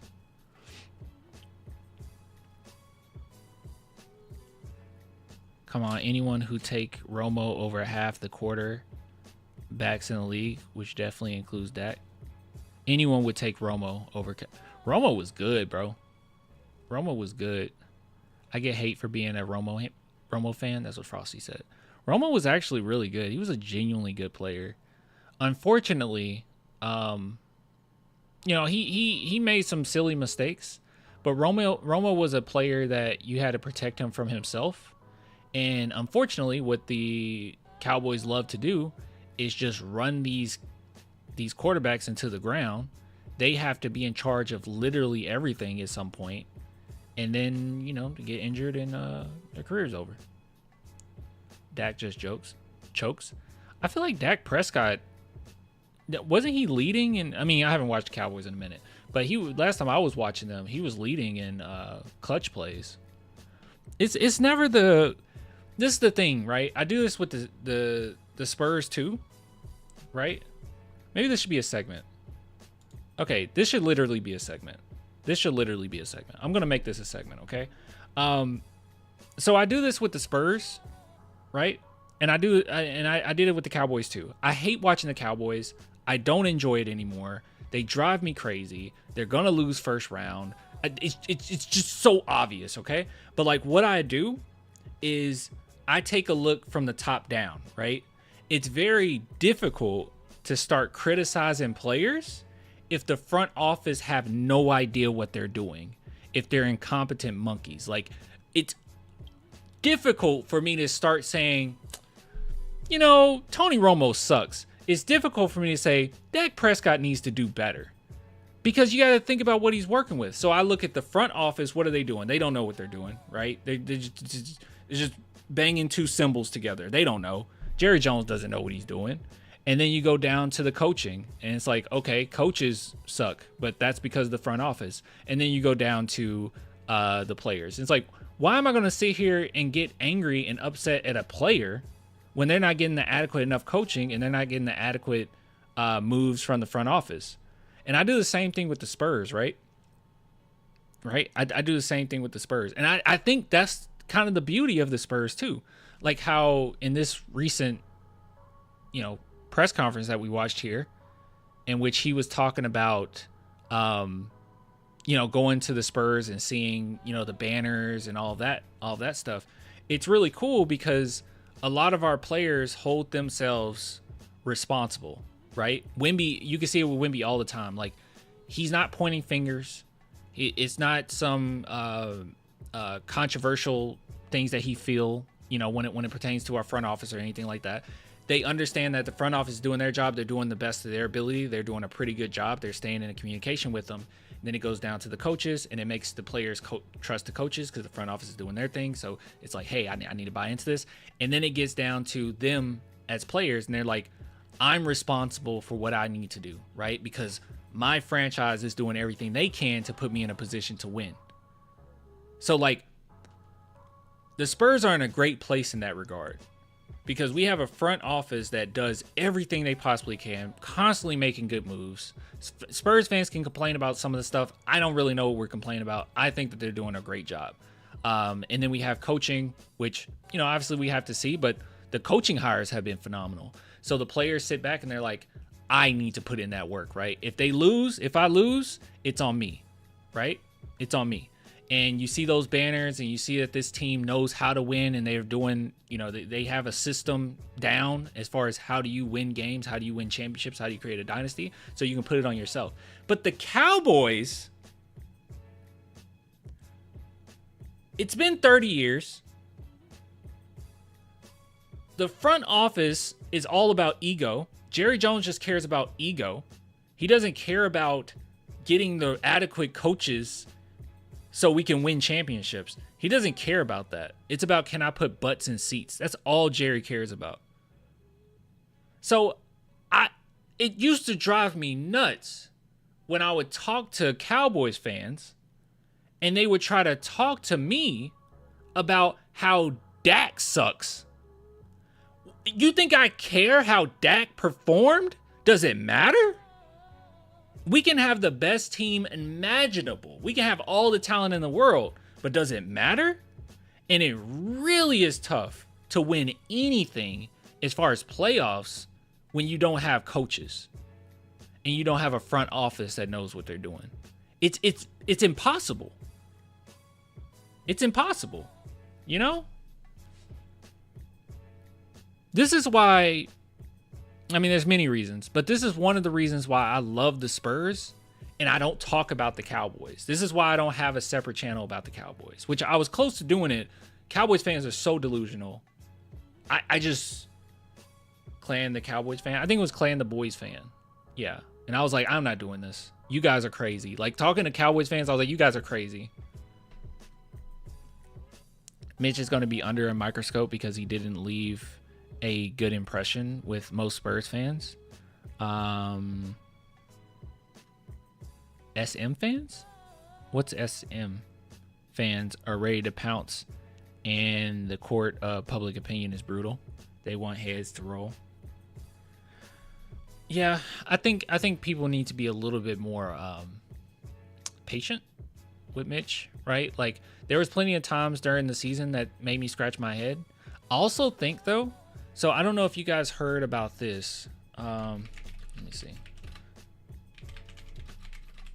So one of my biggest criticisms of Mitch Johnson was the lineups after getting Fox, right? But this right here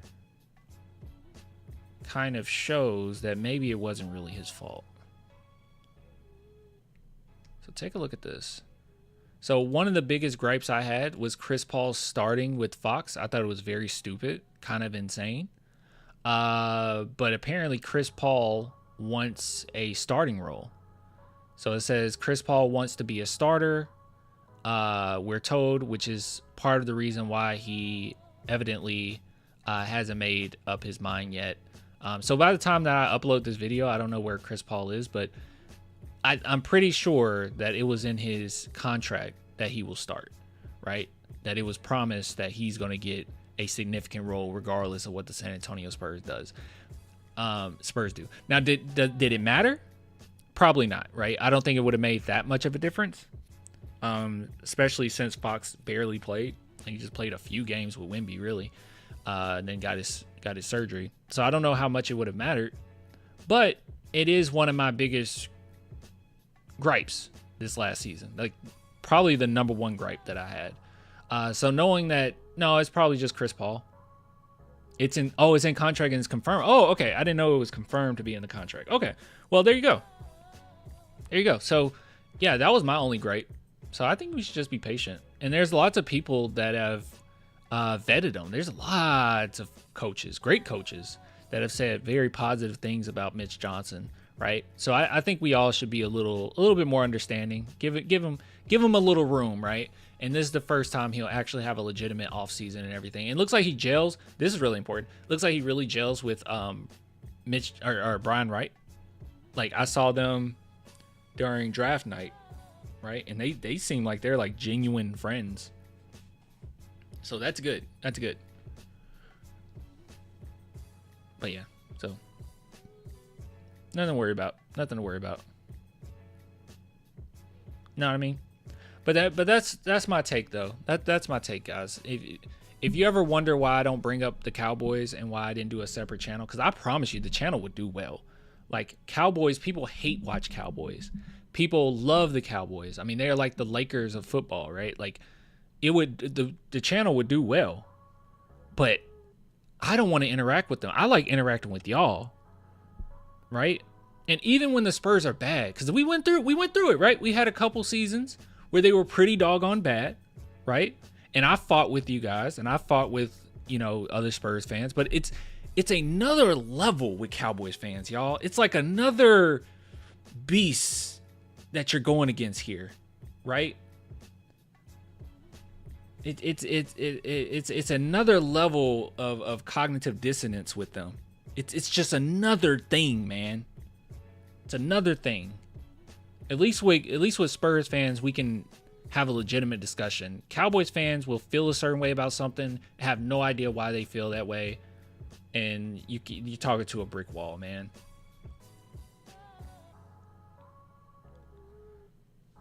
They're in a cult, basically, bro. They're freaking brainwashed. 30 years, and we're still talking about players. 30 years. 30 years and we're still complaining about the players on the field? Come on, bro. Think about the 2010 Cowboys, man. You are stacked. And we still want to blame the players? You had DeMarcus Ware. I think Marcus Spears was on that team, right? You had Marcus Spears. You had, obviously, Romo. I don't know. Did we have Marion the Barbarian? I don't know if Marion Barber was on that team. Was he on that team? Was Felix Jones on that team? I don't remember who was on that team. It was a stacked team, though. Clan, were you a fan of Tony Romo? Yes! Yes! Did he choke sometimes? Sure. But he also had, I think he was in the record books as, one of the most clutch players we've had. Clutch quarterbacks we had. Like I said, it's top down, right? It wasn't Tony Romo. I didn't blame Tony Romo. You didn't have... Sometimes coaches need to protect players from themselves, right? One thing that we praise the Spurs for is that they always protect players from themselves. Tony Romo was one of those guys. He would do too much. He would get in his own head sometimes. And he didn't have the adequate coaching to know when to pull back. When, hey, maybe we shouldn't throw 700 times in this game. Right? Maybe we should protect Tony a little bit. Maybe we should get an offensive line that can protect him. Which took him forever to do that.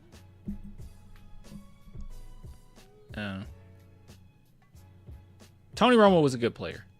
And anybody that says otherwise, I understand why you had your gripes, but who cares? You know, oh, he made this play, he screwed this up. Who cares? Who cares? It doesn't matter. Doesn't matter. He hasn't been the Cowboys quarterback since the 90s. What does it matter? What about all the other years? I guess all of it's just the quarterback's fault. And it's been proven in the NFL, you don't have to necessarily have a freaking, sorry, almost cursed there. I'm getting angry that this is what the Cowboys do to me. You don't have to have Patrick Mahomes to win a championship. You don't. You don't.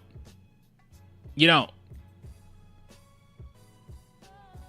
Gosh, see what the Cowboys do to me, y'all?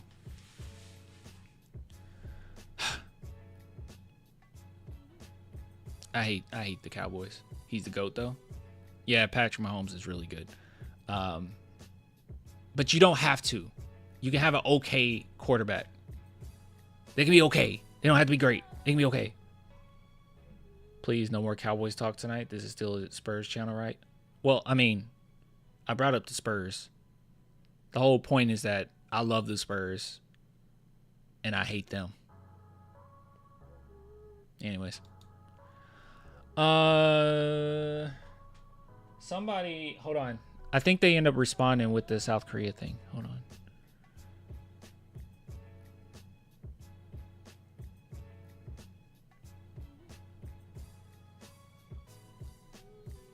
Oh, social media is SM? Okay, sorry. Where is it? Okay, here it is. South Korea is a great place to live. Been here 18 years teaching EFL at university. Great healthcare, great food, great people. Huh. So what you're saying is after Japan, I should go to South Korea. Is that what you're telling me? Is that what you're trying to tell me?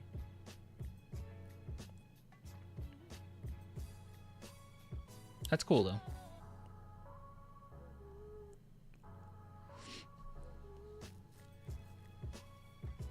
Sorry, guys. I got worked up. Spurs All Access. I'll get to it next time. We'll be live again tomorrow. Yo, Clan Chill. Sorry. Had me a healthcare. You had me a healthcare.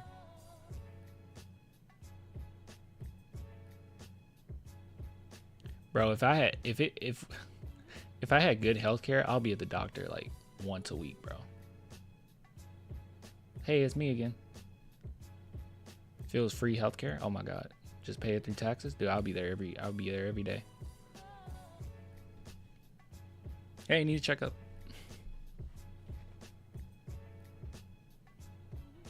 I'll be there today. I'll be there right now. I'll be live streaming from my doctor's office. Elon should pay. Elon wants you dead. Elon doesn't care. I'm sorry, guys. I'm about to get negative. Talking about the Cowboys works me up, bro. I hate them, bro. I hate them. I hate them so much. I hate them. I'm going to Vegas. I got tickets. That's cool.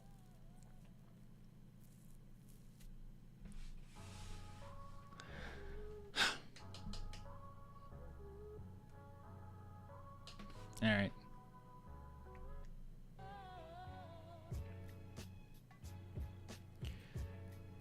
I'm getting ready to get off. Elon? Yeah, dude, screw Elon.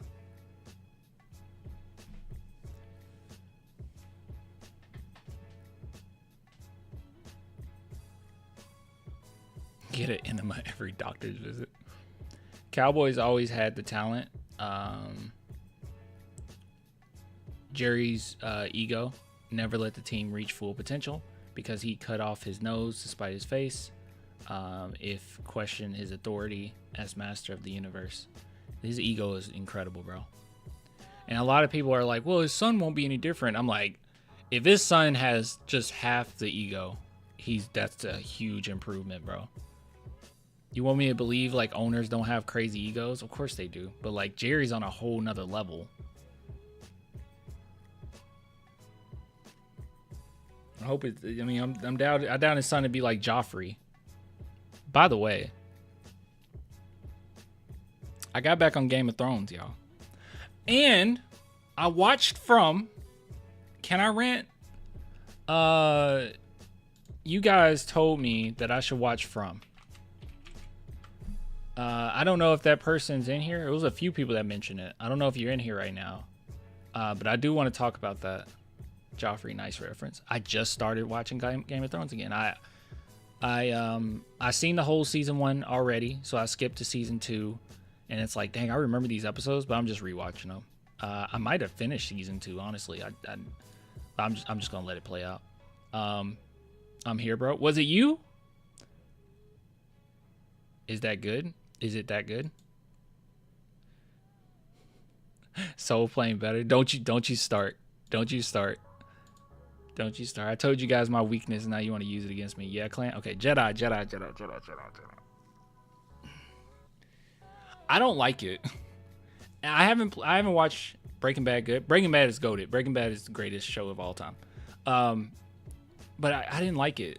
I was trying to get into it, but man, right off the bat.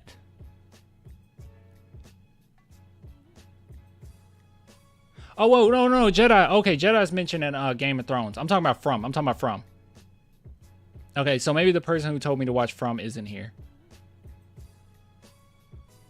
Yeah, don't worry. Yeah, no, I'm watching Game of Thrones all the way through, even the bad season 8 or whatever that people say are bad.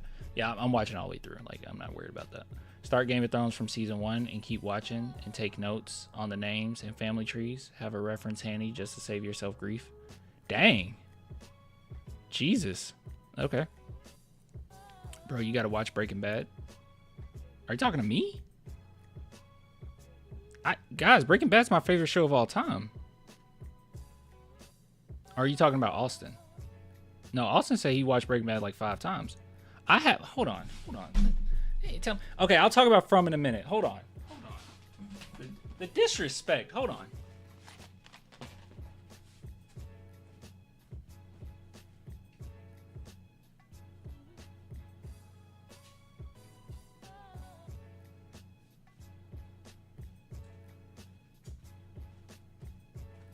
How dare you? Okay? How dare you?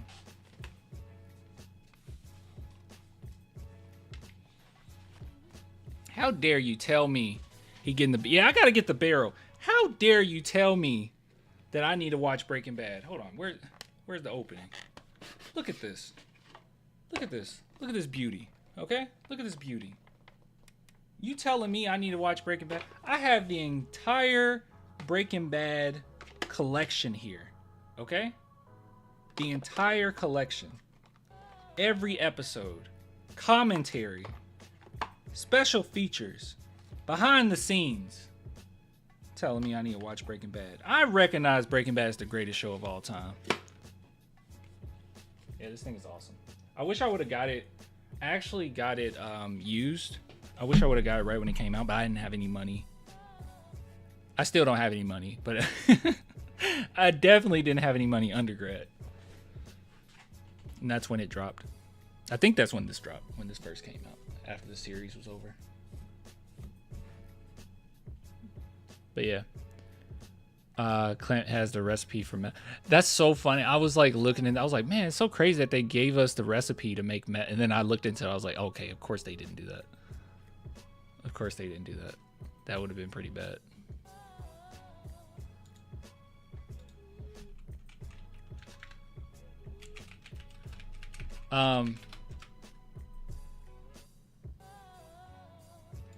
Crap, I messed something up. So what I was gonna say was, From. So I want to talk about From for a second. You watch Better Call Saul too? Yeah. I don't agree with people that say it's better than Breaking Bad, but dude, it's pretty phenomenal. Like, I won't go as far as say it's better than Breaking Bad, because touching Breaking Bad is very difficult. Like, I don't know how you get better than Breaking Bad. Like, you're either going to be as good or worse. Like, I don't know if you can be better than Breaking Bad. It's not, but it's definitely up there. It's one of the best shows out, or that was out at the time. But the candle scene, don't spoil it for anybody in the chat, but the candle scene, oh my god, bro. Oh my god, I rewatched that scene like 12 times.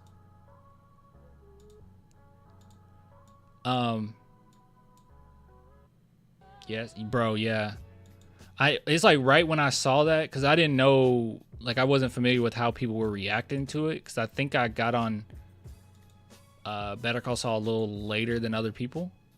But I remember when that scene happened, I just kept rewatching it. I kept going back. I was like, that was so well done. That was so well done. No spoil. Yeah, no. But let me talk about From, okay? So someone said watch From. I watched it, or at least I watched the first episode a little bit more. I don't like it. I can tell right off the bat that this show isn't going to go anywhere. I can tell right off the bat that it doesn't feel like the writers are really setting anything up. And I know it's early, but I just get that vibe. The acting is very poor, right? Like maybe I've just been spoiled with some of the things I've been watching. Literally the last thing I watched was Severance. Last series I finished was Severance, which I mean I know it's coming back, but you know. And then after seeing that and then watching this, it's like culture shock, bro. I'm like, this acting is pretty bad. The decisions that characters make is bad. Like the first episode, I was like, that's very stupid. How old is this person? It's like she acts like she's a 3-year-old, but I'm like, you look like you're like 12. Like why would you do what you did? Very stupid, very dumb. It's like, haven't you been living in this for a while? When they know what to do, you know?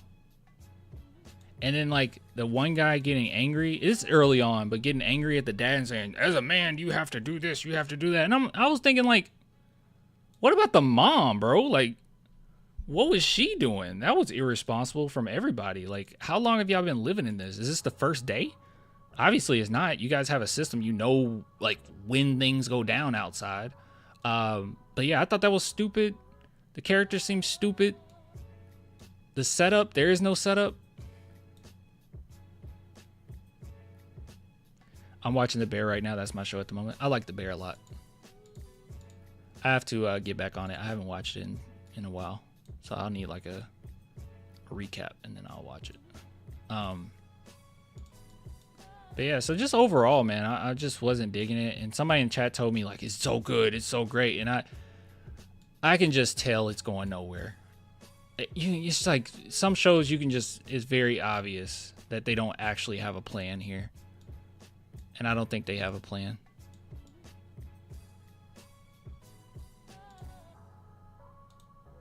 Shameless? I haven't watched Shameless.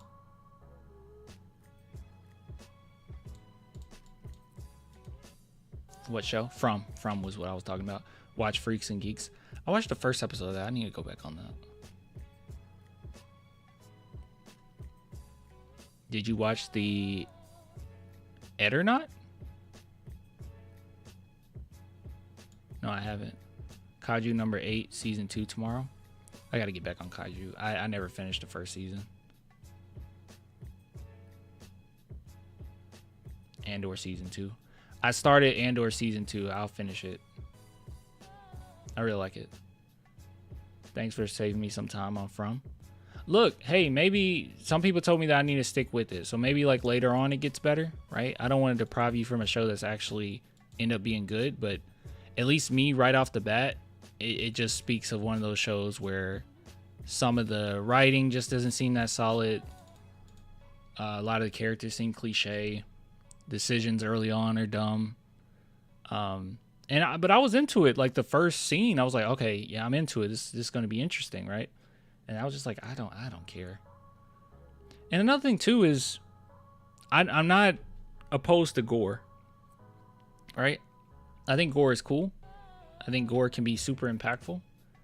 But I feel like them showing gore in this one was a little too early, you know?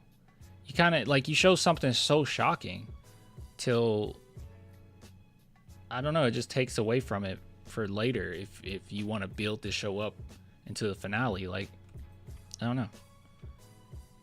And Stranger Things has a similar premise where it's like you don't know what's going on, right? Monsters are involved. You don't really know what's going on. But I feel like Stranger Things has characters right off the bat that you kind of like. You get them. You kind of get it. You know, it's smartly written. Every camera shot, there's a reason for it. When I was watching From, I just feel like there's no artistic meaning behind these shots. Like you watch Breaking Bad, there's artistic meaning behind every single shot. Severance, every single shot, they're trying to convey something, right? Like Severance always, I don't know if you guys ever noticed if you watch Severance, but they do a really good job of trying to make everything feel like a character's in a cubicle or that they're like closed in, right? Like they do really creative things with angles to make it seem like characters closed in, because that's the reality of the situation they're in, right? Like you're kind of locked, you're stuck, you can't get out. So yeah, but in From, I never felt like that. I just like, okay, this is just a shot just to have a shot, you know? Like this could be a CW show at this point. Like you're not doing anything with it.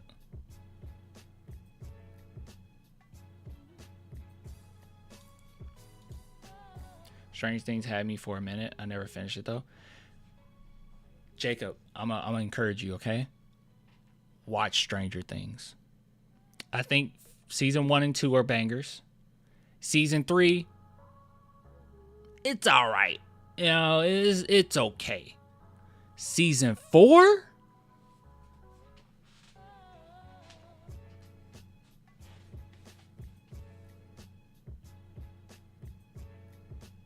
whole nother level. Oh, you left off at, wait a minute. How many seasons are there? Wait, you actually did get to, then you finished, didn't you? The next season ain't out yet, right? How many seasons are there? Yeah, there's 4 seasons. No, there's 4 seasons.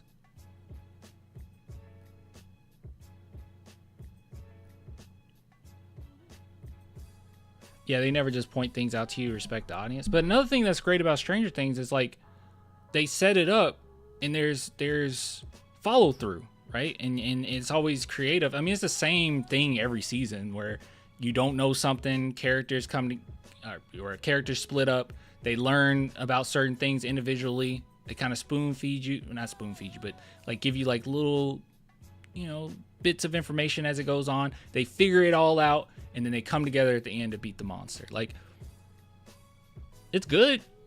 It's a good formula. Yeah, there's only 4 seasons. So, I don't know if I should rave about season 4 if you didn't like it. Because season 4 was incredible. I think I didn't finish the last episode of season 4. Kind of strange. Oh, yeah, that is strange. Not sure why. Okay. So you got to see, I mean, it's not spoiler, but you got to see the scene, right? Like, I was crying like a baby, bro. Every episode of season 4 feels like a movie.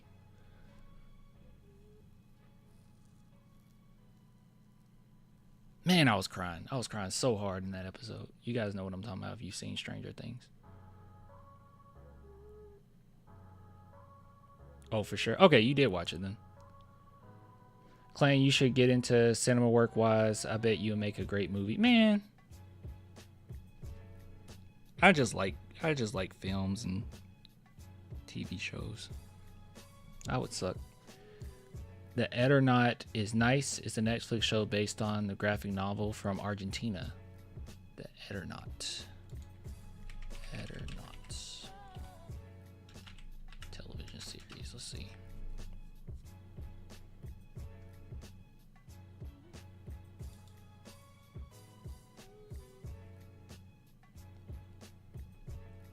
Adventure drama. Is it sci-fi?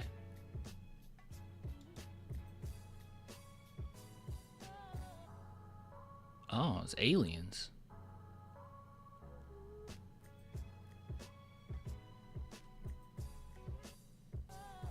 Should I keep watching Cyberpunk? I probably need to get back to Cyberpunk, don't I?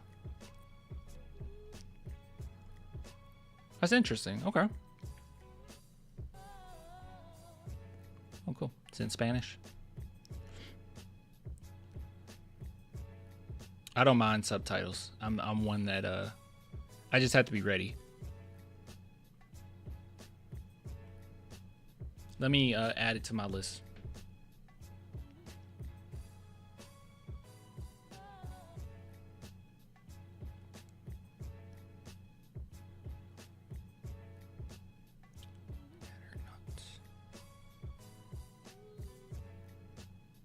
It's not coming up.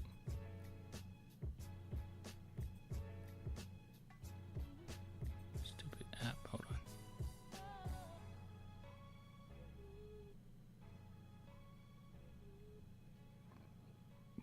It's not coming up for me.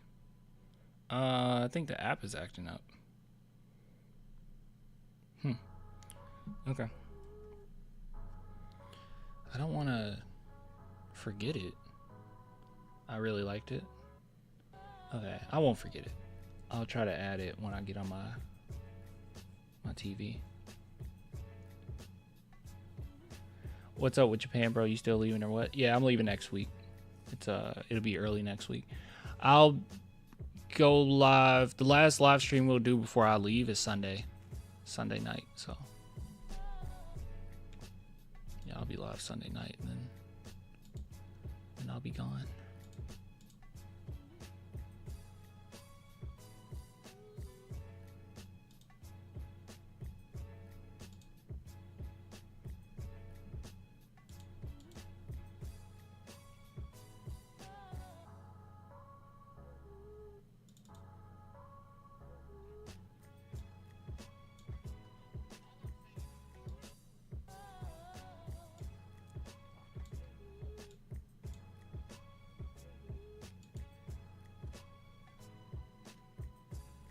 That's what's up.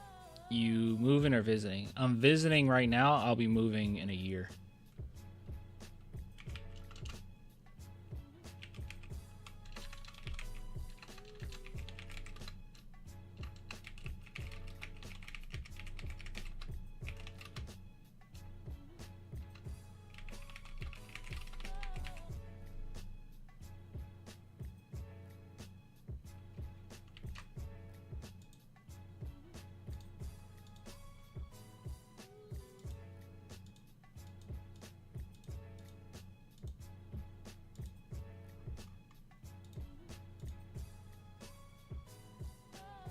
Good luck in Japan, bro, on my bucket list. Yeah. People ask me, like, like, how much money am I going to spend there? Or, like, what am I going to get? And I'm going to get some stuff for loved ones. And I think my cousin is sending me some money to get something for him. But, like, for me personally, I'm literally going to live there. I'm just not concerned with it. I'm like, I'll just get it when I'm there. You know what I mean?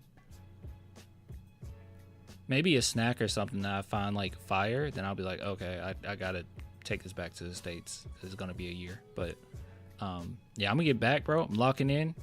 Gonna be a whole year just preparing.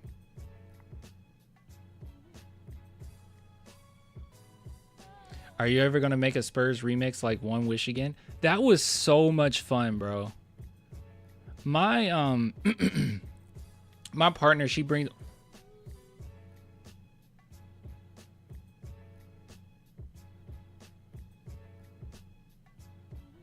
Chris, bro. Chris.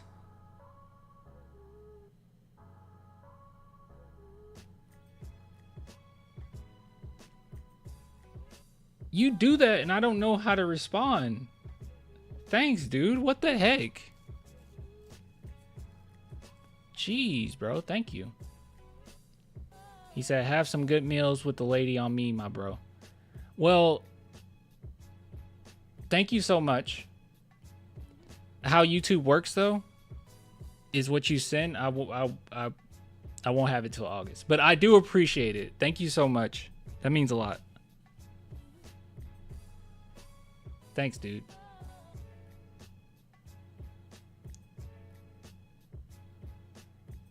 Jeez.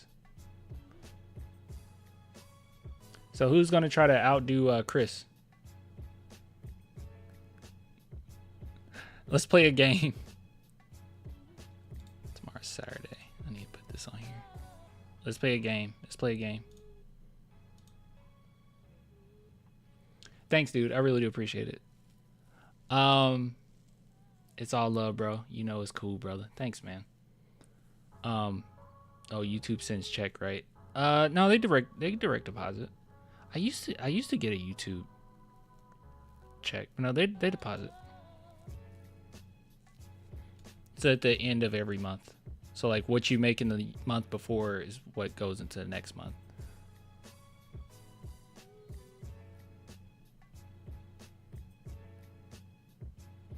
Dude, you didn't even donate to me, and I feel like I have to say thank you. That was really generous. So cool. So nice of Chris. Okay, so back to Julian. Yeah, the remix to One Wish again.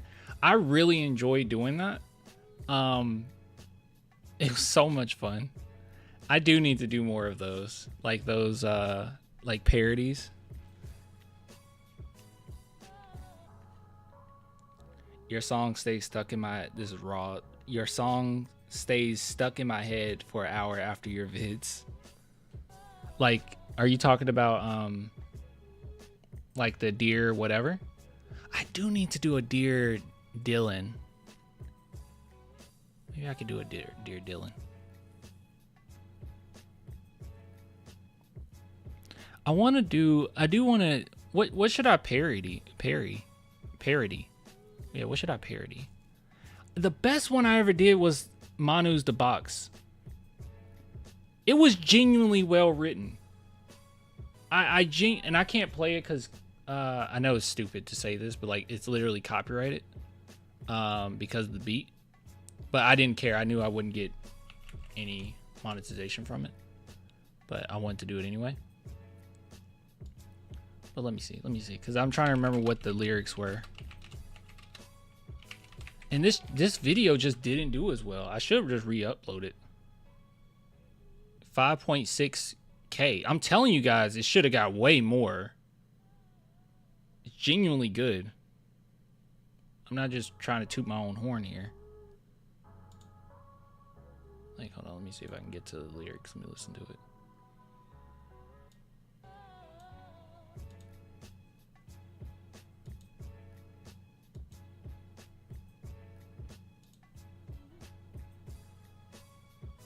Hold on, I'm listening to it. I said, I'm a soul crusher. I'm a whole usher. Better have a seat because I got your girl caught up. Yeah, double entendre there. These Euro steps got you wheezy like Carter. Lil Wayne. Somebody please go get this man a water. Came off the bench, but I could have been a starter. That's good. Came back from a game 3, Vince Carter. NBA's made of kids I fathered. Got the killer mentality like Mamba. It's good. And it didn't do that well. Isn't that stupid? What world do we live in? Look, this person says, why the F? What the F? Why is this not blowing up? Because YouTube's stupid. It's straight. Listen to it. It's a parody of freaking The Box. I did well. I mean, when you're parodying another song, you have to do the same. Like, you have to rhyme the same way they rhymed and do the same flow that they did. It's not like my Dear videos or whatever, where I can just do what I want. So frustrating. I do have to do a new one though. It'd be like that sometimes. It's like that all the time. It's like that all the time. If you go to my, hold on.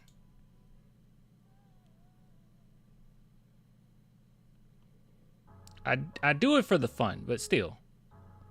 Let's see. Yeah, all these. It's like that all the time. I don't even know which one did the best.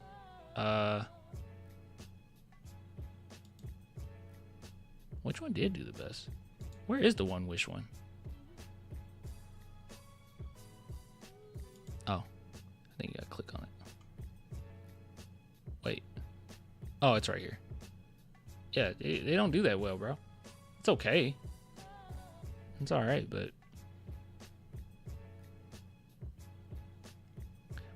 my favorite is because of Manu. just because that actually did come from the heart. That wasn't like BSing. Dear Derek should have did better, but Dear Derek did numbers on Twitter. You know, the Dear Derek one did numbers on Twitter, and Derek reacted to it. His dad reacts to it all the time. The algorithm sucks. It really does. It really does. It's dumb. You'll work so hard on something.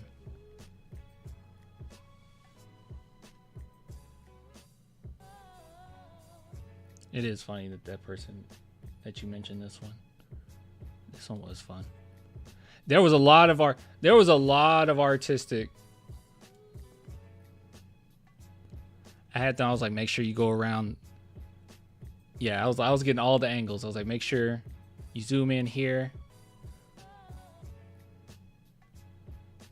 Yeah, I was like, make sure we get the perfect angles here.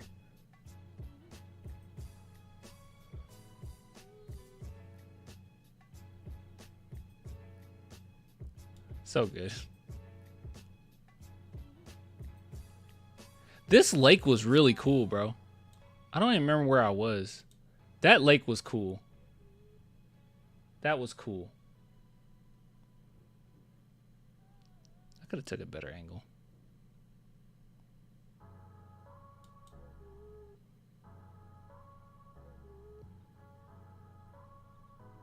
Good stuff.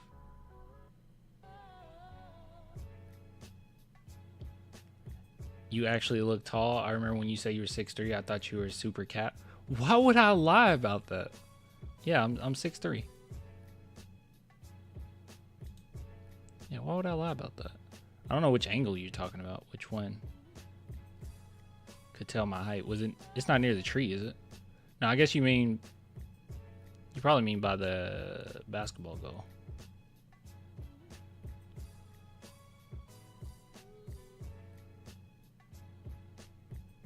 Yeah, I wasn't lying.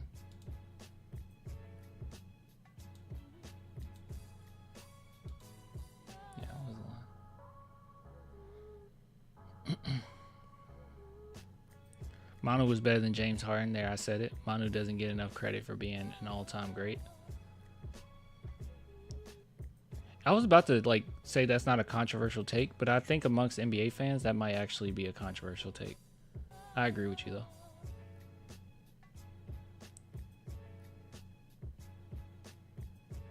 Before judging someone's shot, you have to at least take one shot of your own. What? How long ago did... I don't even know where that came from. How long ago did Clan get the super donation? Want to go back and watch. It was... I think it was from Chris again. That was a while ago. Maybe like a couple months ago? I don't remember. Maybe it's just me, but your setup doesn't do you any justice. You look 5'10" sitting down. Well, yeah. Wait, if I bring this up, hold on. What if I bring the chair up? The chair is pretty low to the ground. All right, now it's all the way up. Is that better? It's all the way up now. Yeah, it doesn't matter. It doesn't make a difference. Everyone looks short sitting down. Or shorter. 5'10" isn't short. I'm just saying you look shorter sitting down.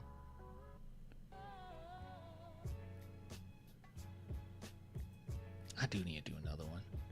What should I do it on? I'll do it. I'll do another one. I wonder which song I should do. Link this video, bro. This one?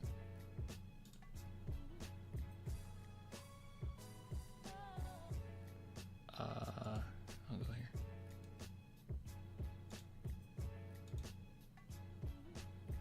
There you go. A Wemby song? No, it's not about... I want to do a parody. Like a whole video, like whole music video like I did with this one. I'm just wondering what should I do?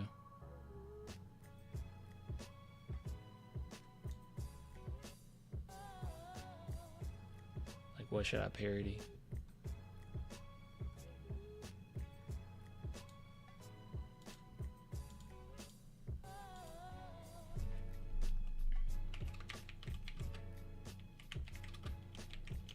Jackson 5, I want you back.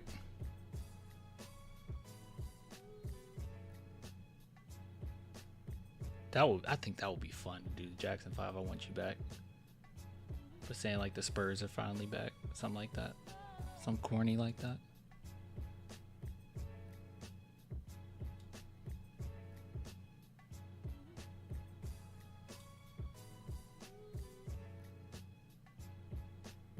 If I did Jackson 5, though, I would need more people.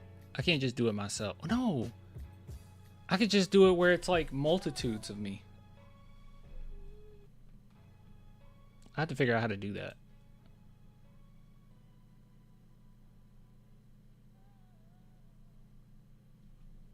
Wrote that about judging. That wasn't for this. It was for another group, so I apologize. I wouldn't have noticed until you mentioned it. Oh, that's cool.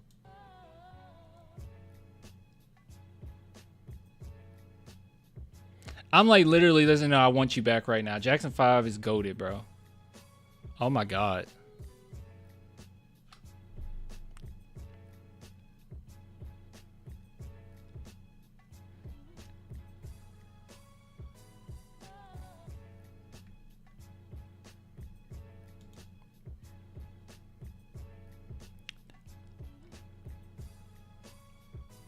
Give me one more chance. Won't you please let me back in your heart? I'm sorry. ABC 1 2 3. ABC. Easiest 1 2 3. Do re mi ABC 1 2 3. Baby, you and me, girl. So freaking talented. My God. Michael Jackson became a megastar.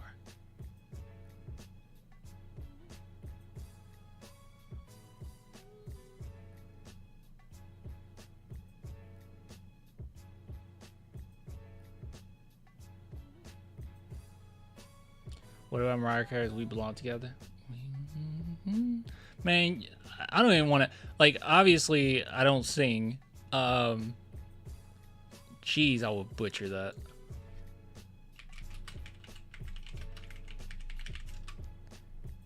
I do think it needs to be like a 2000 song. I'm listening to this.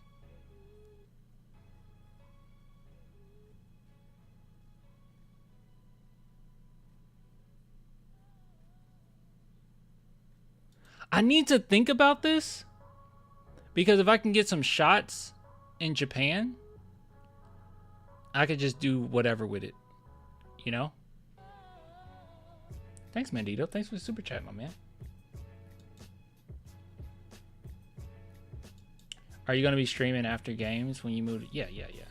Well, it won't be right after games because sometimes when they play, I'll probably literally be at work. But if it's like, weekend games, that'll be easier.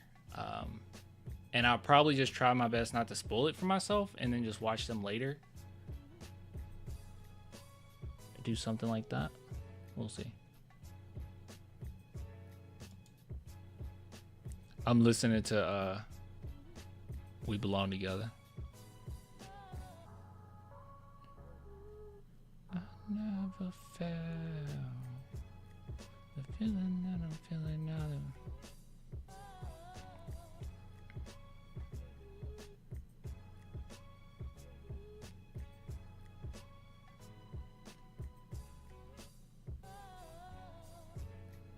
What we really need, guys, we need a reaction channel. We need a music reaction channel, literally. Clan the Rap Fan? Clan the Rap Fan. Everything will be copyrighted, but hopefully maybe in time we can get sponsors or something for the channel. We need that. That's what we really need to do. We really need a separate channel to react to music. I would love to react to music. Clan the Hip Hop Fan. Oh wait, that actually works, yeah. Clan the Hip Hop Fan.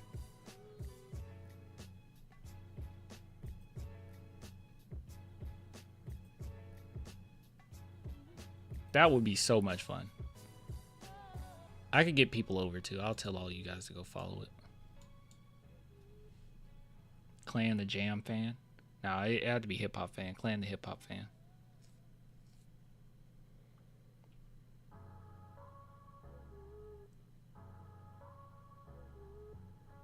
It'd be a sin if you didn't do a reaction channel.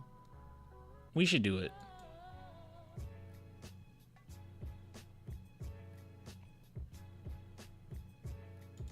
Maybe I'll have to think it up. Maybe I'll do it when I'm back.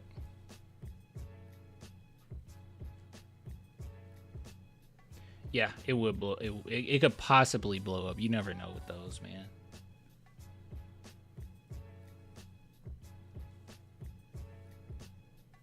I might do it. Cause listening to music is so much fun.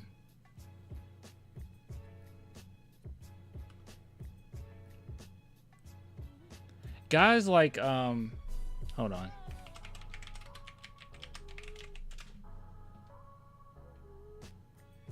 Yeah, like No Life Shaq, right?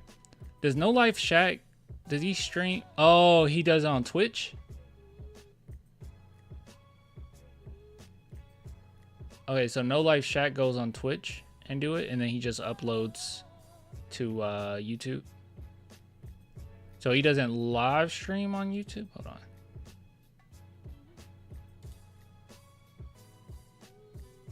Oh, no, he does. He live streams on both. Okay. Oh, wait. No, this is 3 days ago, but he doesn't do it often. Okay, so I could probably just live stream on... Yeah, I'll probably just live stream on YouTube and Twitch. He started on YouTube, then moved to Twitch? Okay. We can just start on YouTube. It's fine.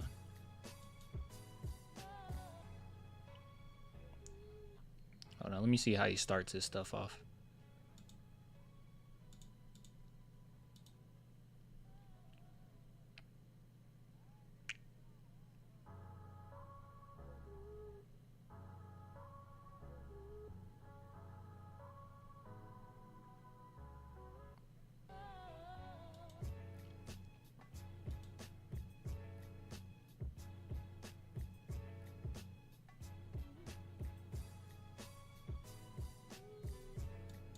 God, dude, I would love to react to animals.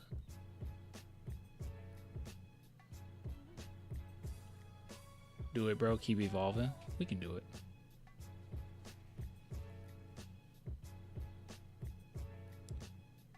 All right, we'll do it. That's actually a really great idea. Because it'll just be so much fun, too. It'll just be so much fun.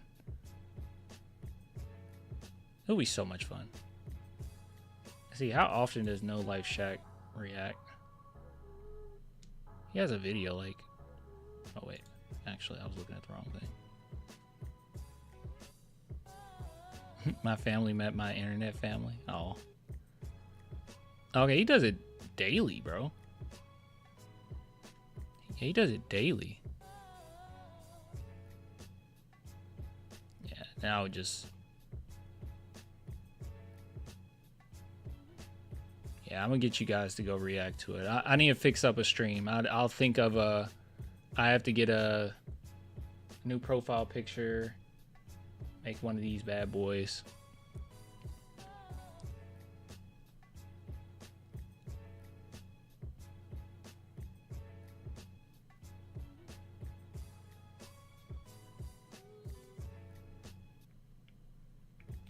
Oops. I need to listen to the rest of the JID album, bro. He had a whole album come out, right? Animals was so good. Hip Hop News. You can react to hip hop news too. Well, I'll definitely react to songs. We'll start with that.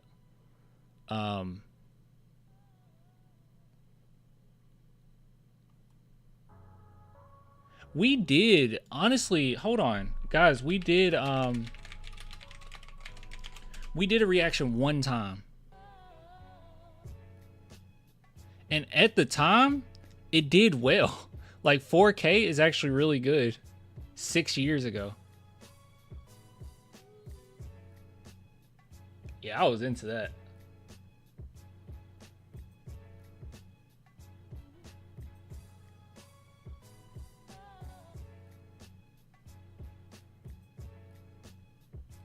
Song was awesome.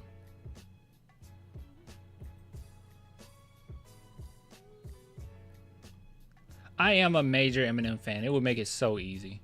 It's so easy.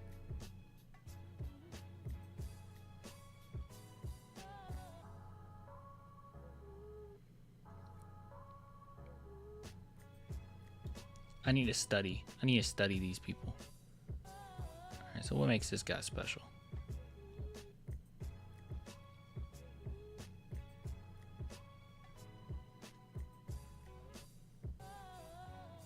Oh, you put this girl on? She never forgot about Dre.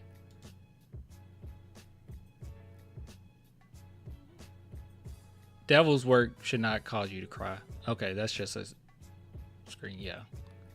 Devil's work was not that good. Okay. Yeah, it's official. I'm going to do it. I'm going to do it. It'll be easy to do, too. Wouldn't take much. I could go live about the Spurs and say, all right, guys, going over to my other channel.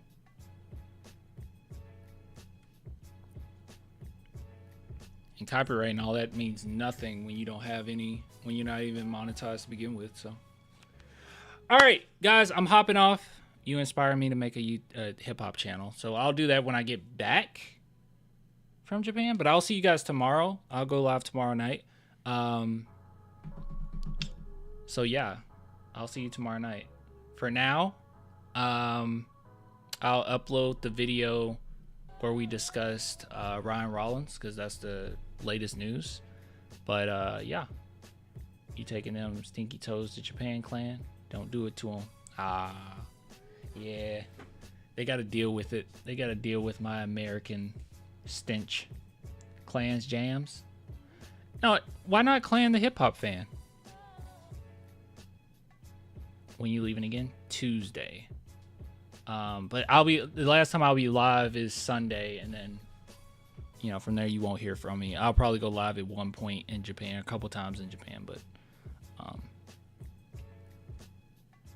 Clan the hip hop fan.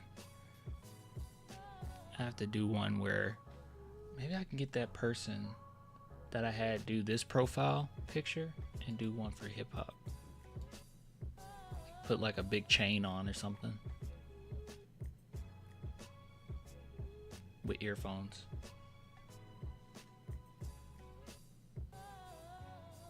Yeah, I might do that. Then I'll just put like little music notes behind it.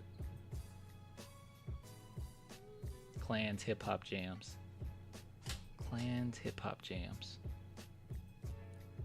Clan the bar star.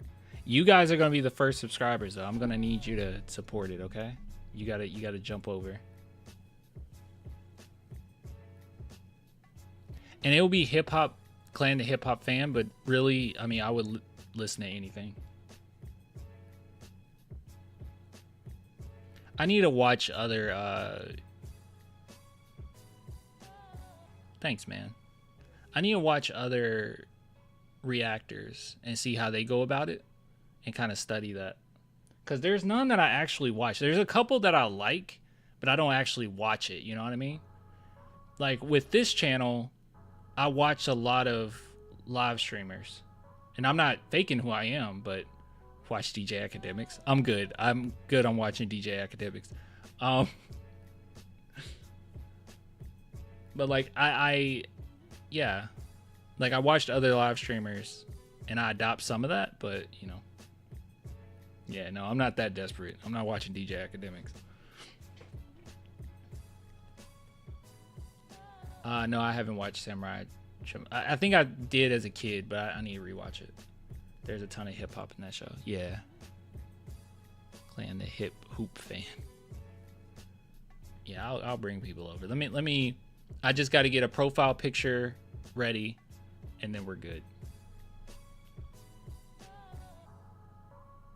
It's so I tried my best not to overextend myself, so I'm probably not going to do like the whole, you know, let me get like an intro for it right now or anything like that. Like it literally just be a live stream similar to this. You just upload the clips after live streaming and go about your business. You know what I mean?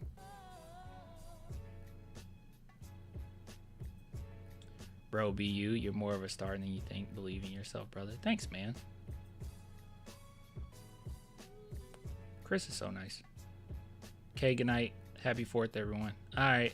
Yeah, I'm getting off myself. I haven't eaten anything today. I know it's late as F, but I'm going to eat something, take a quick shower. But yeah. Listen to the Bohemian. Yeah. I can never say it. Bohemian Rhapsody for the first time. Yeah. All right. I'm hopping off. I'm going to go watch some Game of Thrones tonight, too. Good night, y'all.